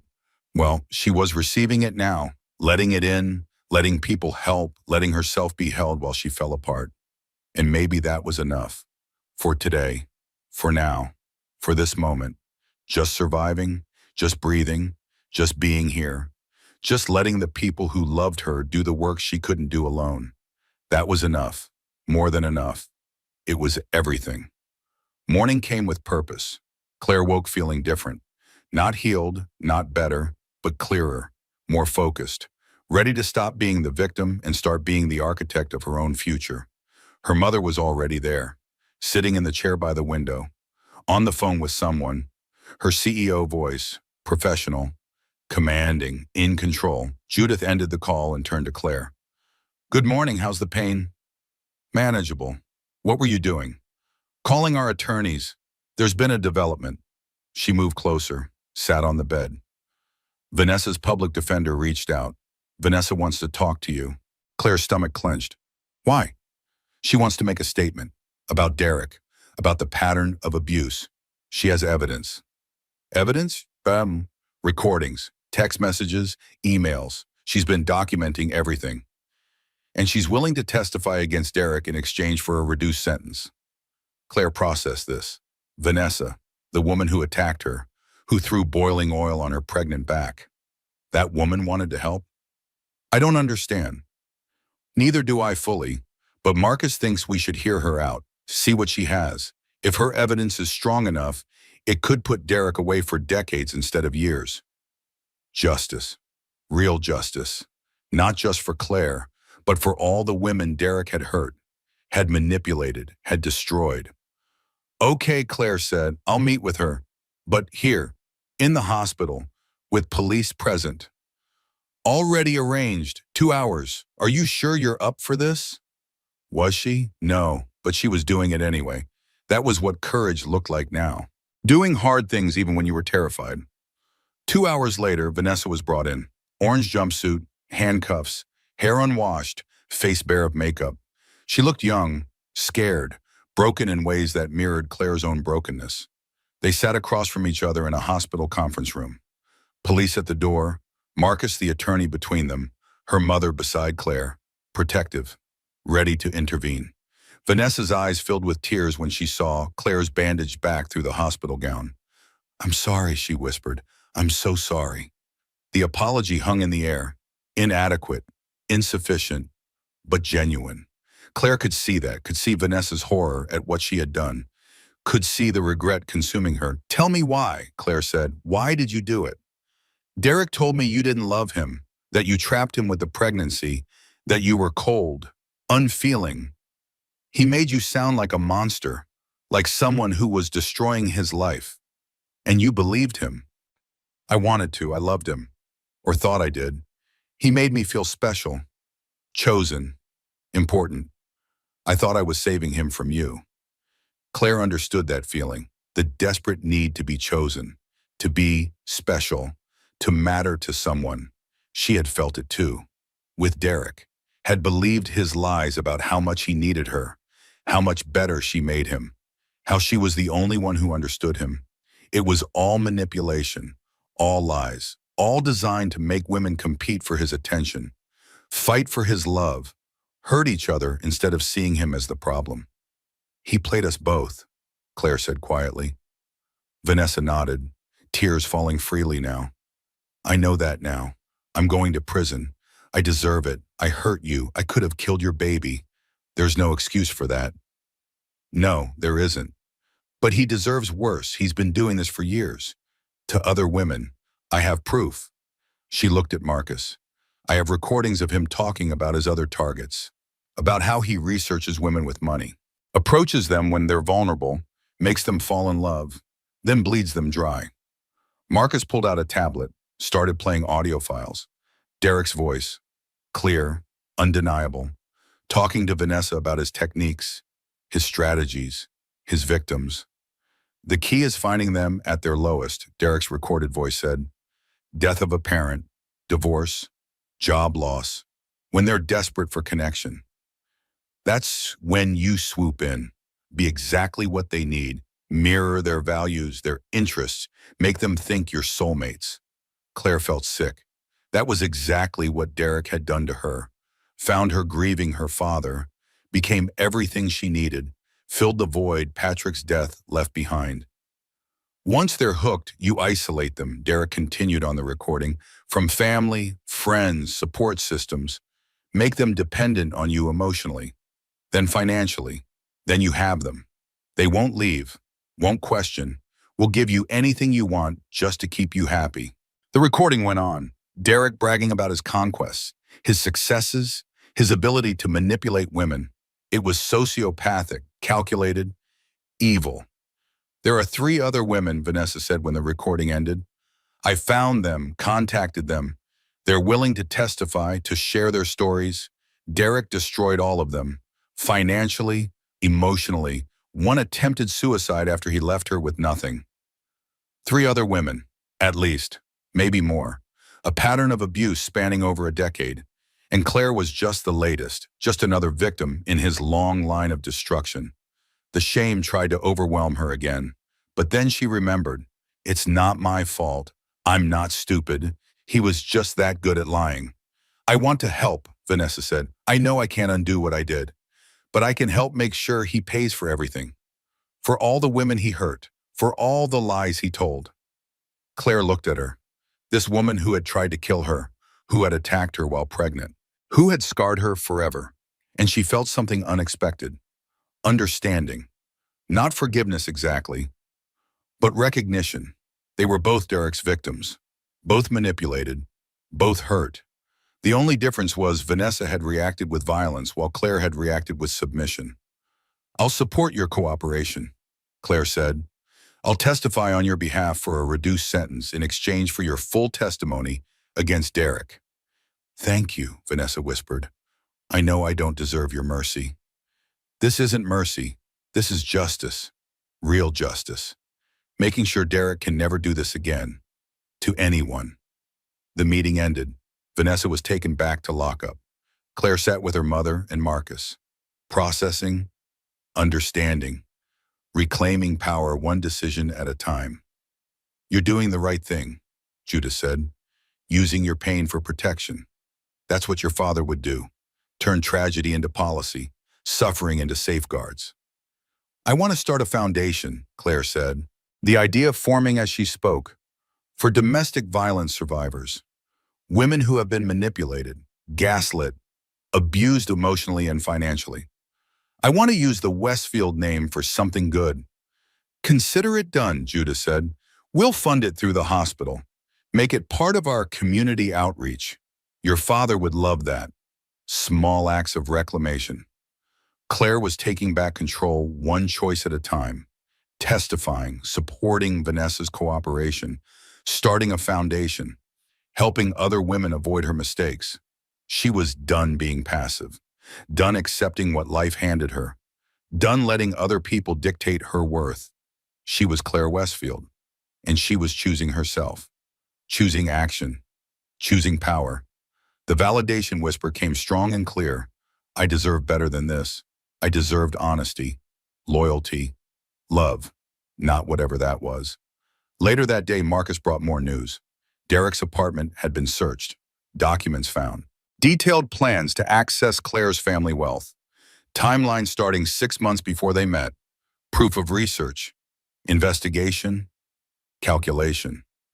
He engineered your meeting, Marcus explained, learned your routine, started going to that coffee shop because he knew you went there. The whole relationship was planned, all of it. Claire felt the weight of that. Every moment she thought was love. Every gesture she thought was genuine.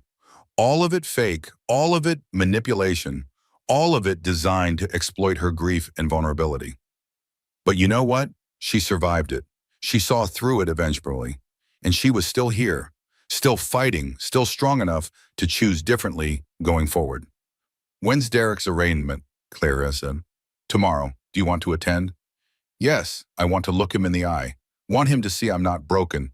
Want him to understand exactly what happens when you attack a Westfield woman. Her mother smiled, pride shining in her eyes. That's my daughter. Tomorrow would come the arraignment, the media, the public exposure of everything Derek had done. But tonight Claire would rest, would hold her baby bump, would count her blessings instead of her scars. She had her mother back, had her name back, had her power back, and she was going to use it, not for revenge, not for destruction, but for protection, for justice, for making sure no other woman fell for Derek Sutton's lies. That was strength. That was courage. That was the Westfield legacy her father had built, using privilege for protection, wealth for welfare, power for the powerless. Claire was coming home, to herself, to her family, to her purpose. And she was bringing her baby with her and into safety, into love, into a life where women protected each other instead of destroying each other over men who deserved neither. Tomorrow she would face Derek one last time, and then she would move forward, into healing, into motherhood, into the future she was building from the ruins of the past. But tonight she would just breathe, just be, just survive. And that was enough, more than enough. It was everything. 3 a.m. The contractions started. Claire woke to pressure, pain different from the burns, deeper, more primal. Her body deciding it was done being pregnant, done carrying trauma, done waiting. She pressed the call button. Nurses appeared within seconds. Dr. Morrison was called. Monitors attached. Fetal heartbeat checked. Contractions measured. "You're in labor," Dr. Morrison confirmed. "Early, 32 weeks. But not surprising given the stress your body has endured." "Is the baby okay?" Claire's first question, always her first question. "Baby's heart rate is good, strong, but we need to deliver today. Your body can't sustain the pregnancy any longer. The burns, the trauma, the stress, it's too much." Emergency C-section. The words that had been threatening for days were now reality. Claire's body was giving out. The baby needed to come out, 4 weeks early, premature, fragile, but alive. That was what mattered. Alive. Her mother was called, arrived within 30 minutes, hair uncombed, no makeup, just Judith in sweatpants and a hospital hoodie. Just a mother coming for her daughter. "I'm scared," Claire whispered as they prepped her for surgery. "I know," Judith said. She was holding Claire's hand, squeezing tight. "But you're ready. The baby's ready. It's time." They wheeled Claire into the operating room.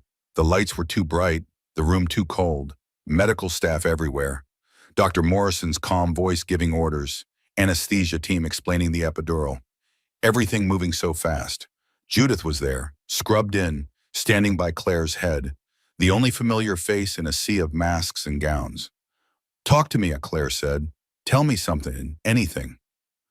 "Your father was terrified when you were born," Judith said. "He paced the waiting room for 12 hours. When they finally let him in, he held you and cried. Said you were the most beautiful thing he had ever seen." "I miss him." "I know, me too. But he's here, right now, in this room, watching over you, watching over his granddaughter. I feel him. I promise he's here." The epidural kicked in. Claire felt the pressure, but not the pain. Felt them cutting, tugging, working. Dr. Morrison's focused concentration. The team moving in synchronized efficiency. "Almost there," someone said. "Get ready." Pressure, more tugging. And then, a cry loud, strong, angry. "It's a girl," Dr. Morrison called out. "Healthy baby girl." Claire started sobbing. Relief, joy, overwhelming love. Her daughter, her baby, safe, alive, screaming. "Can I see her?" Claire asked through her tears. "Please, I need to see her." They brought her over, tiny face, pink skin, eyes scrunched shut, screaming at the injustice of being born, at the cold air, at leaving the warm safety of her mother's body. "Hi, baby," Claire whispered. "Hi, I'm your mom. I've got you. I'll always have you." The baby stopped crying for just a moment, like she recognized the voice. The heartbeat she had lived with for 8 months. Home made human. Then they took her to the NICU. Premature babies needed special care, monitoring, support. But she was breathing on her own. That was good. That was so good. Claire was stitched up, bandaged, wheeled to recovery. Everything hurt. The C-section incision, the burns on her back, everything, but she didn't care. Her baby was alive. Her baby was here, her daughter. Her daughter. Claire had a daughter, Grace. Grace Patricia Westfield. Named for grace she had been given, for the grandfather who never got to meet her, for the family she was born into. No Sutton, just Westfield. That name carried weight, history, legacy, but also love, protection, resources to give Grace every advantage, every opportunity, everything Derek would have denied her. Recovery took hours. Claire drifted in and out. Nurses checking vitals, doctors monitoring healing, her mother sitting vigil, never leaving, just there. When Claire finally felt stable, they wheeled her to the NICU to see Grace properly, to hold her daughter for the first time since that brief moment in the operating room. Grace was in an incubator, tiny, 4 pounds, 8 ounces, tubes and wires everywhere, heart monitor, oxygen monitor, temperature regulation, the whole medical apparatus keeping her stable. But she was beautiful, perfect, alive. "Can I hold her?" Claire asked the NICU nurse. "Skin to skin is actually recommended," the nurse said. "It helps with bonding, helps regulate her temperature. It's good for both of you." They helped Claire into a chair, carefully, mindful of her back, her incision, her pain. Then they placed Grace on her chest, skin to skin.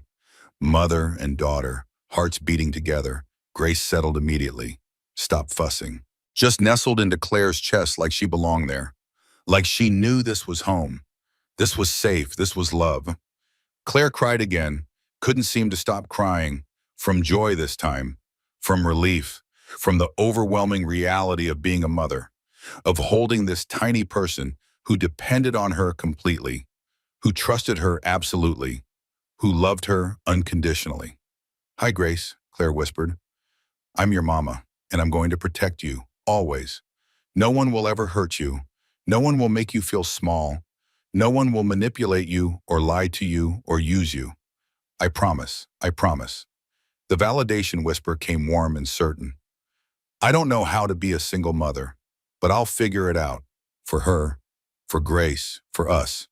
Her mother stood beside them, looking at her daughter and granddaughter, 3 generations of Westfield women, connected, reunited, healing together. "She has Patrick's nose," Judith said softly. "His chin, his stubborn expression." "She does," Claire agreed. Seeing her father in this tiny face, seeing legacy, seeing love continuing, seeing hope made flesh. The NICU nurse explained Grace's care plan. 2 weeks minimum in the hospital, maybe more. Monitoring, feeding support, making sure her lungs develop properly. Standard for preemies. Claire would stay 2 in the hospital, recovering from surgery, from burns, bonding with Grace, learning to be a mother bear, figuring it out one day at a time. Emma came to visit, brought flowers, balloons, cards from Claire's students, pictures they had drawn of babies and families and love. "She's beautiful," Emma said, tears streaming down her face. "She's perfect." "She is," Claire agreed. "She really is." Our dear Reed stopped by, brought a stuffed bear. "Your father would be so proud," he said, "of your strength, your courage, of who you've become through all this." "Thank you," Claire said, "for everything, for recognizing me, for calling my mom, for taking care of us." "It's been an honor," he said simply. "Patrick was my mentor, my friend. Taking care of his daughter and granddaughter, that's a privilege." The days blurred together. Recovery, healing, learning. Claire lived in the NICU, holding Grace, feeding her, changing tiny diapers, singing lullabies, being a mother. It was hard, exhausting, overwhelming, but also beautiful, simple, real. This was love, uncomplicated, unconditional, pure.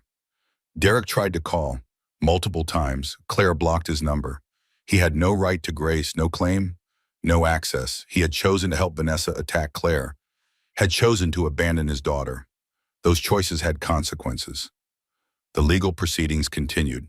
Derek was denied bail, evidence mounting, other victims coming forward, pattern established, justice building. But Claire didn't focus on that, focused on Grace instead, on healing, on building the life they would have together.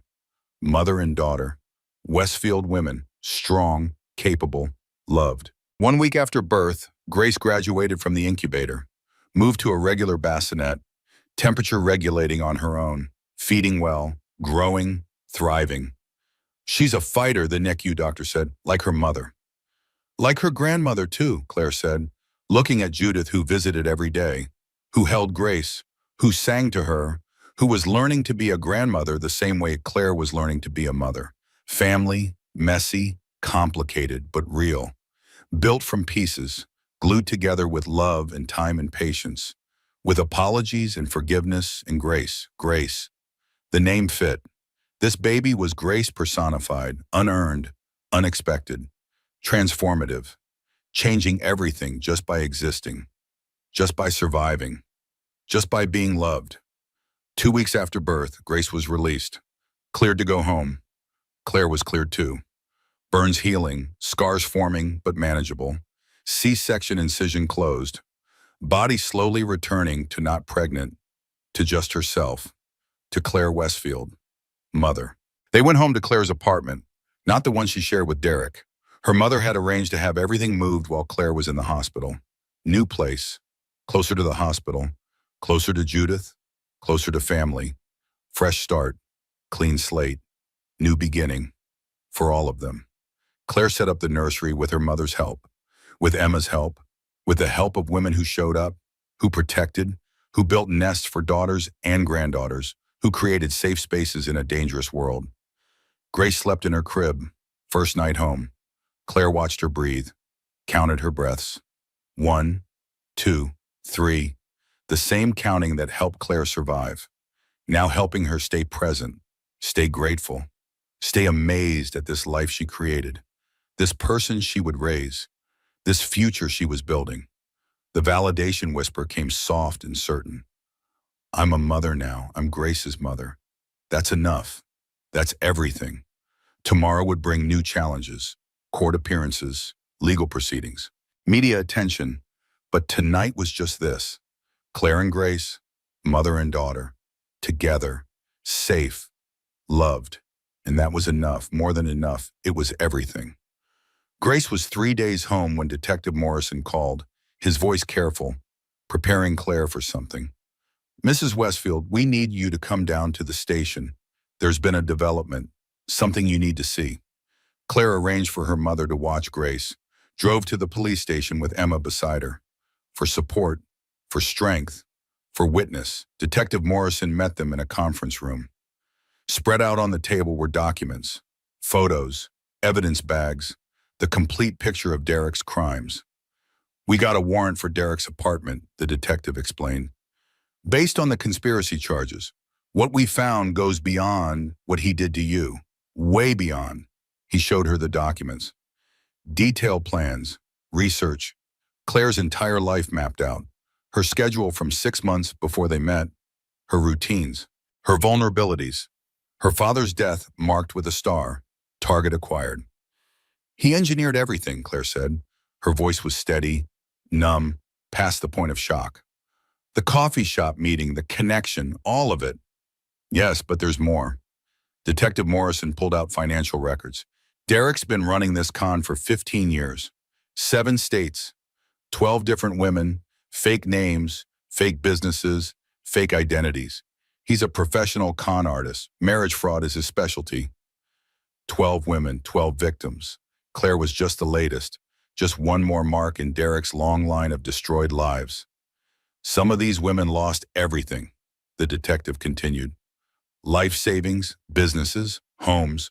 One woman attempted suicide when Derek left her bankrupt. Another lost custody of her kids because of the financial instability he created. Emma's hand found Claire's, squeezed tight, grounding her, reminding her she wasn't alone. Wasn't just another statistic. Wasn't defined by Derek's cruelty. We've contacted all of them, Detective Morrison said. Most are willing to testify, to share their stories, to make sure Derek never does this again. When's the trial? Claire asked. 6 months, but there's a preliminary hearing tomorrow. To determine bail, to set charges. Your testimony would help, if you're willing. I'm willing, Claire said. I want to tell my story. Want everyone to see who Derek really is. The next day, Claire dressed carefully, professional, strong, Judith Westfield's daughter. She wore her name like armor now. Let it protect her. Let it announce she was not someone to be trifled with. The courthouse was packed, media everywhere, cameras, reporters.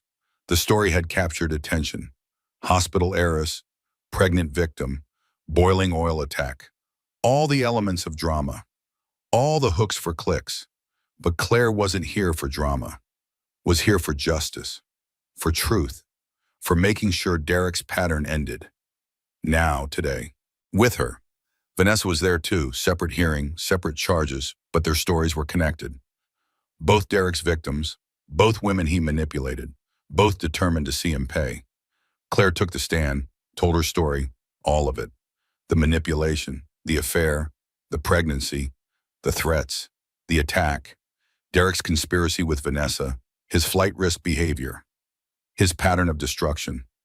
The prosecutor asked questions, drew out details, made the jury see, made them understand. This wasn't just assault. This was attempted murder, conspiracy, years of fraud, identity theft, financial crimes. Derek sat at the defense table, his lawyer beside him.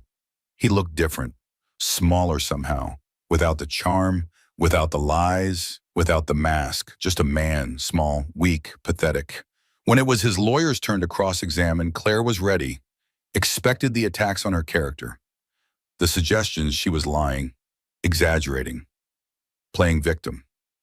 Mrs. Westfield, the defense attorney, began, his tone patronizing. Isn't it true you walked away from your family fortune 6 years ago? Made yourself appear poor to attract my client? No, Claire said, her voice clear. I walked away to find myself, to live authentically, to teach children and make a difference in small, real ways. And when the relationship soured, you regretted giving up your money. So you came back with this story, this attack, this victim narrative. I came back because Derek conspired with his mistress to hurt me, to hurt my unborn child. That's not a narrative, that's fact, supported by video evidence, by audio recordings, by his own words. The attorney faltered, tried a different approach. Isn't it possible you misunderstood Derek's relationship with Miss Kolb, that you were jealous and possessive during your pregnancy? Claire smiled, cold, certain. I have security footage of Derek telling Vanessa my exact schedule, telling her I would just take it, that I always do. That's not misunderstanding. That's conspiracy. The attorney had no response, sat down, defeated. The judge reviewed the evidence, the testimony, the pattern. His face grew harder with each revelation, each piece of Derek's history exposed. Bail denied, he said finally. Mr. Sutton is a flight risk, a danger to society, a serial predator who has destroyed multiple lives. He will remain in custody until trial. Derek's face crumpled, reality setting in. He was going to prison, real prison, for years, maybe decades. All his lies, all his manipulation, all his cruelty, finally catching up to him. As they led him away, he looked at Claire, one last time, and she saw it. The rage underneath, the narcissism, the inability to accept responsibility. Even now he blamed her, hated her for speaking truth, for refusing to stay silent. But Claire felt nothing. No anger, no hurt, no connection, just a cold certainty. She had been married to a stranger, loved a ghost, given 5 years to someone who didn't exist. That person, that Derek she thought she knew, he was never real, just a carefully constructed mask worn by a predator. Now the mask was gone, and all that remained was emptiness. The validation whisper came clear and true. I forgive you, not for you, for me, so you have no power over me anymore. Outside the courthouse, reporters swarmed. Questions, cameras, microphones. Claire spoke briefly, calmly, told her truth, made her statement. Derek Sutton is a predator who targets vulnerable women. He manipulated me, manipulated Vanessa, manipulated at least 12 other women we know of. But his pattern ends today. I'm starting a foundation for financial abuse survivors, for women who have been conned, manipulated, left with nothing. No more silence, no more shame, no more victims. The reporters wrote furiously. This was the story, not just the attack, but the transformation. The victim becoming advocate, using pain for purpose, building something good from something terrible. Vanessa's hearing was next. Claire stayed, testified on her behalf, explained the manipulation, the lies, how Derek had pit them against each other, made them both villains in his story. The judge listened, considered. Miss Kolb, you committed a terrible crime. You could have killed Mrs. Westfield and her unborn child. That deserves serious consequences. Vanessa nodded, tears streaming. I know, I'm sorry, I'm so sorry. However, the judge continued, your cooperation, your remorse, Mrs. Westfield's testimony on your behalf, these matter. 3 years, with possibility of parole after one, mandatory counseling for domestic violence victims, because that's what you are, a victim who became a perpetrator. That doesn't excuse your actions, but it explains them. 3 years, Vanessa had 3 years to heal, to understand, to rebuild. It wasn't enough time for what she did, but it was mercy, grace, a chance to become better than the worst thing she had done. After the hearing, Claire and Vanessa spoke briefly. Final words, final closure, final attempt at understanding. Thank you, Vanessa said, for your testimony, for helping me.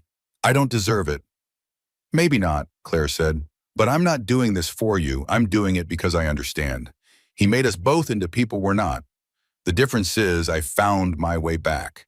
Now you have a chance to find yours. They parted.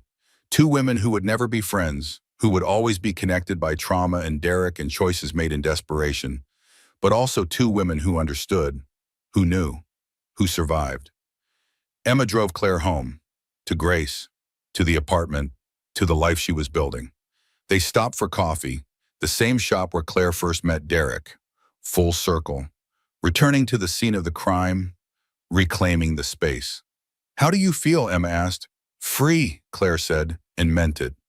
I feel free. The trial would come. 6 months away, more testimony, more evidence, more reliving the trauma.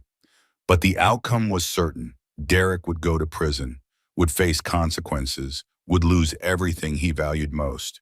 Control, freedom, power. Claire had won, not by destroying him, by telling truth, by exposing his pattern, by refusing to stay silent, by choosing herself, by choosing grace, by choosing freedom over false peace. That was justice, real justice, not revenge, just truth spoken, consequences applied, freedom earned. And Claire, she was finally, truly, completely free from Derek, from lies, from the prison of her own making. The door had always been unlocked. She had just been too afraid to walk through it. Until now, until grace, until crisis forced growth, until pain demanded transformation.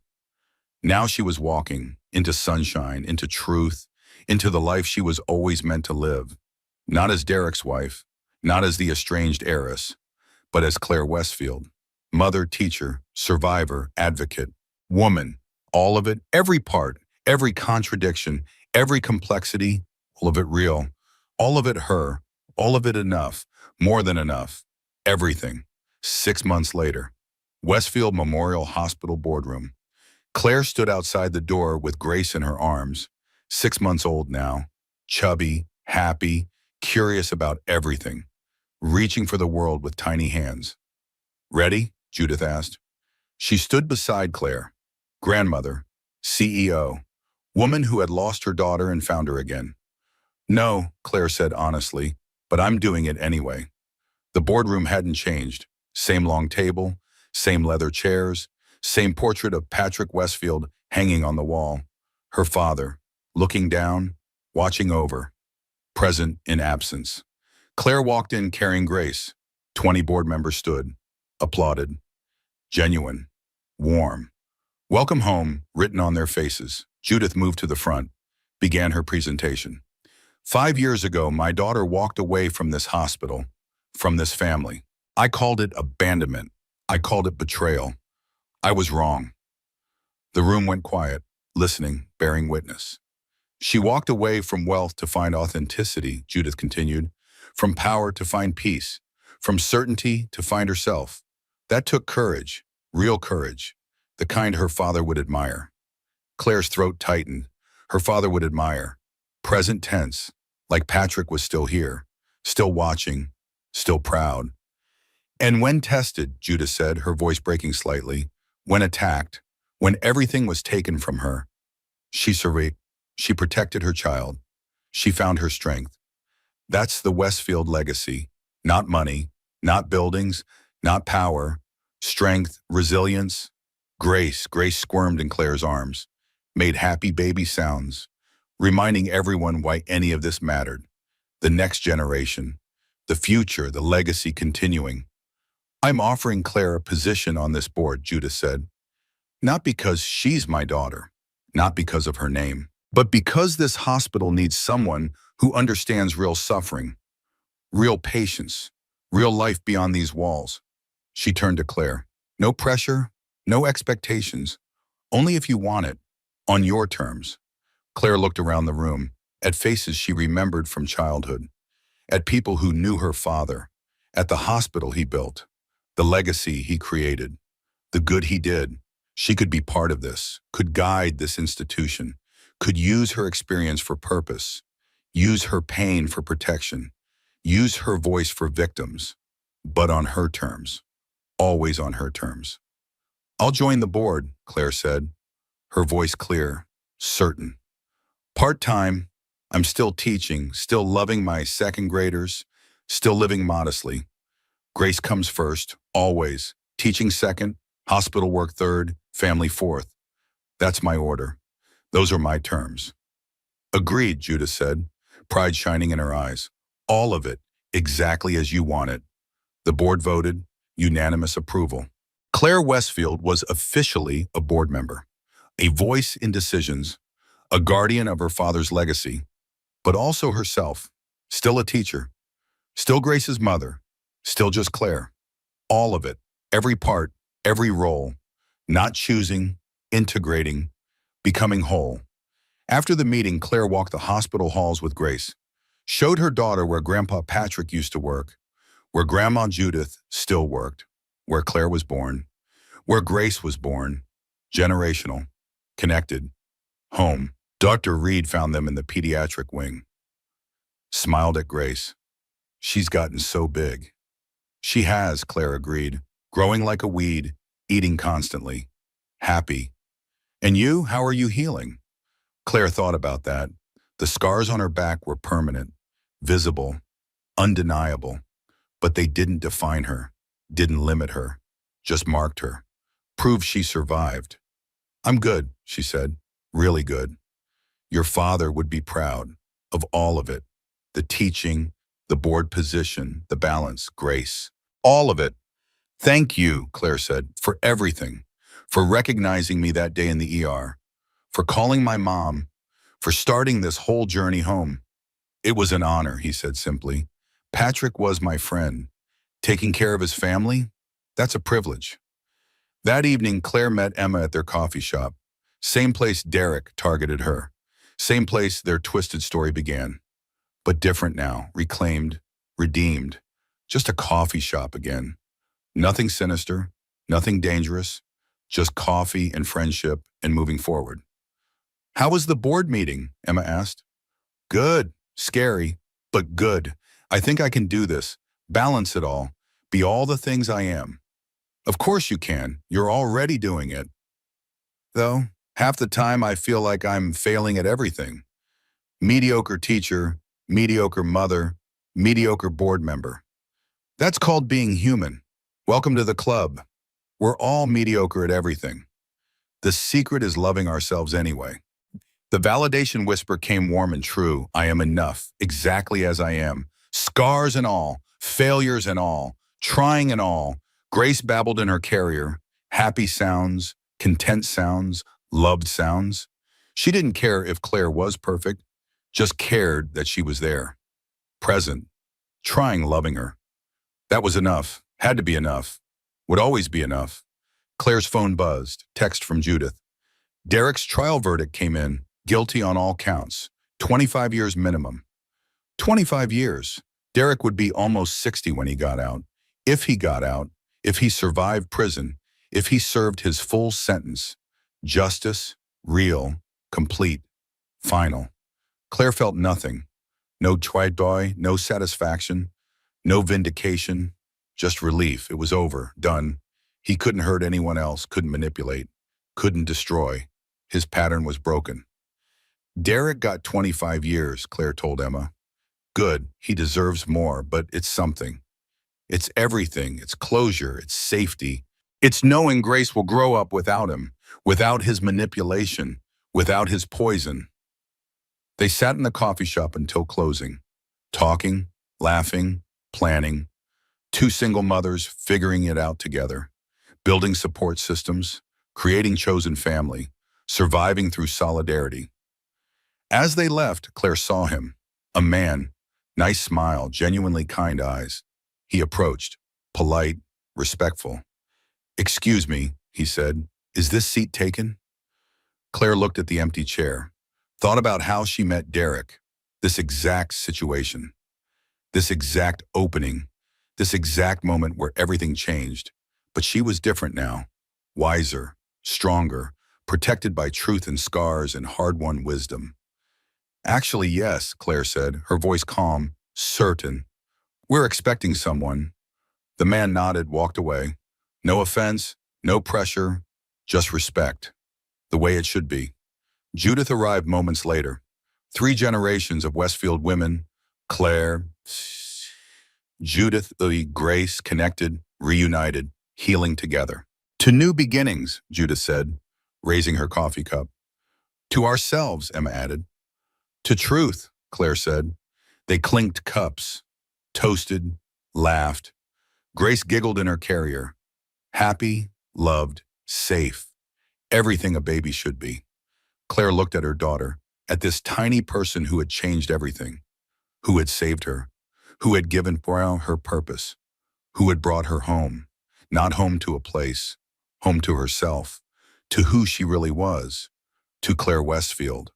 All of her, every contradiction, every complexity, every beautiful, messy human piece. She had been lost, had forgotten who she was, had made herself small to fit into Derek's lies. But grace brought her back. Crisis brought her back. Pain brought her back. And now she was here, present, whole, free. That night, after everyone left, Claire sat in Grace's nursery, watching her daughter sleep, writing a letter for the future, for when Grace was old enough to understand, to know, to learn from her mother's mistakes. "Dear Grace," she wrote, "someone once tried to destroy me.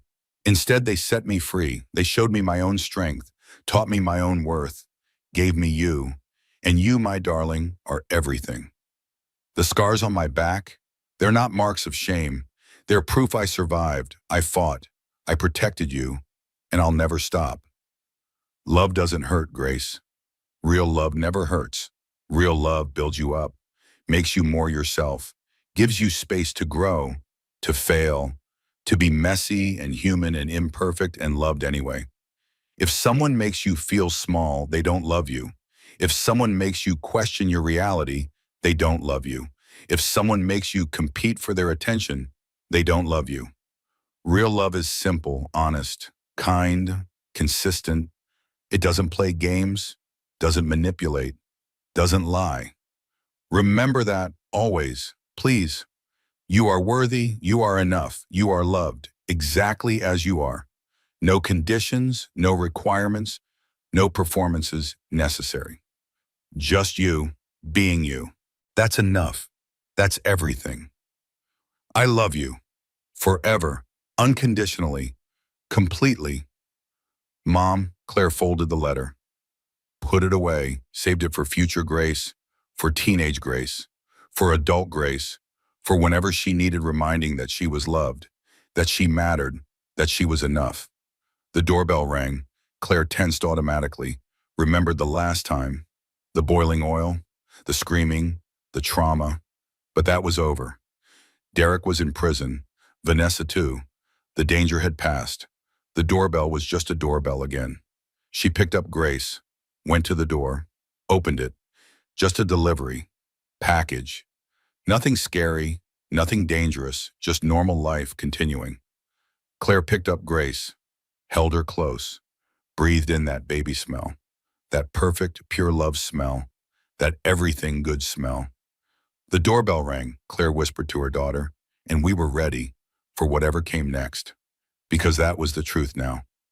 They were ready, not perfect, not healed completely, not without scars or pain or difficult days ahead, but ready, strong, together, free. Claire Westfield and Grace Patricia Westfield, mother and daughter, 2 Westfield women, building the future from the ruins of the past, And it was enough, more than enough. It was everything. Claire's story didn't end in that hospital room. It transformed there. If this story moved you, if you saw yourself in Claire's struggle, or if you know someone who needs to hear that they're not alone, do me a favor, hit that like button. It tells me these stories matter to you. Drop a comment. Tell me what part hit hardest. Share your own moment of finding strength. Your words might be exactly what someone else needs to read today. Share this with someone who needs to remember their worth. And subscribe because every week I bring you stories about real people finding power in impossible situations. You're stronger than you think, just like Claire, just like all of us. See you in the next story.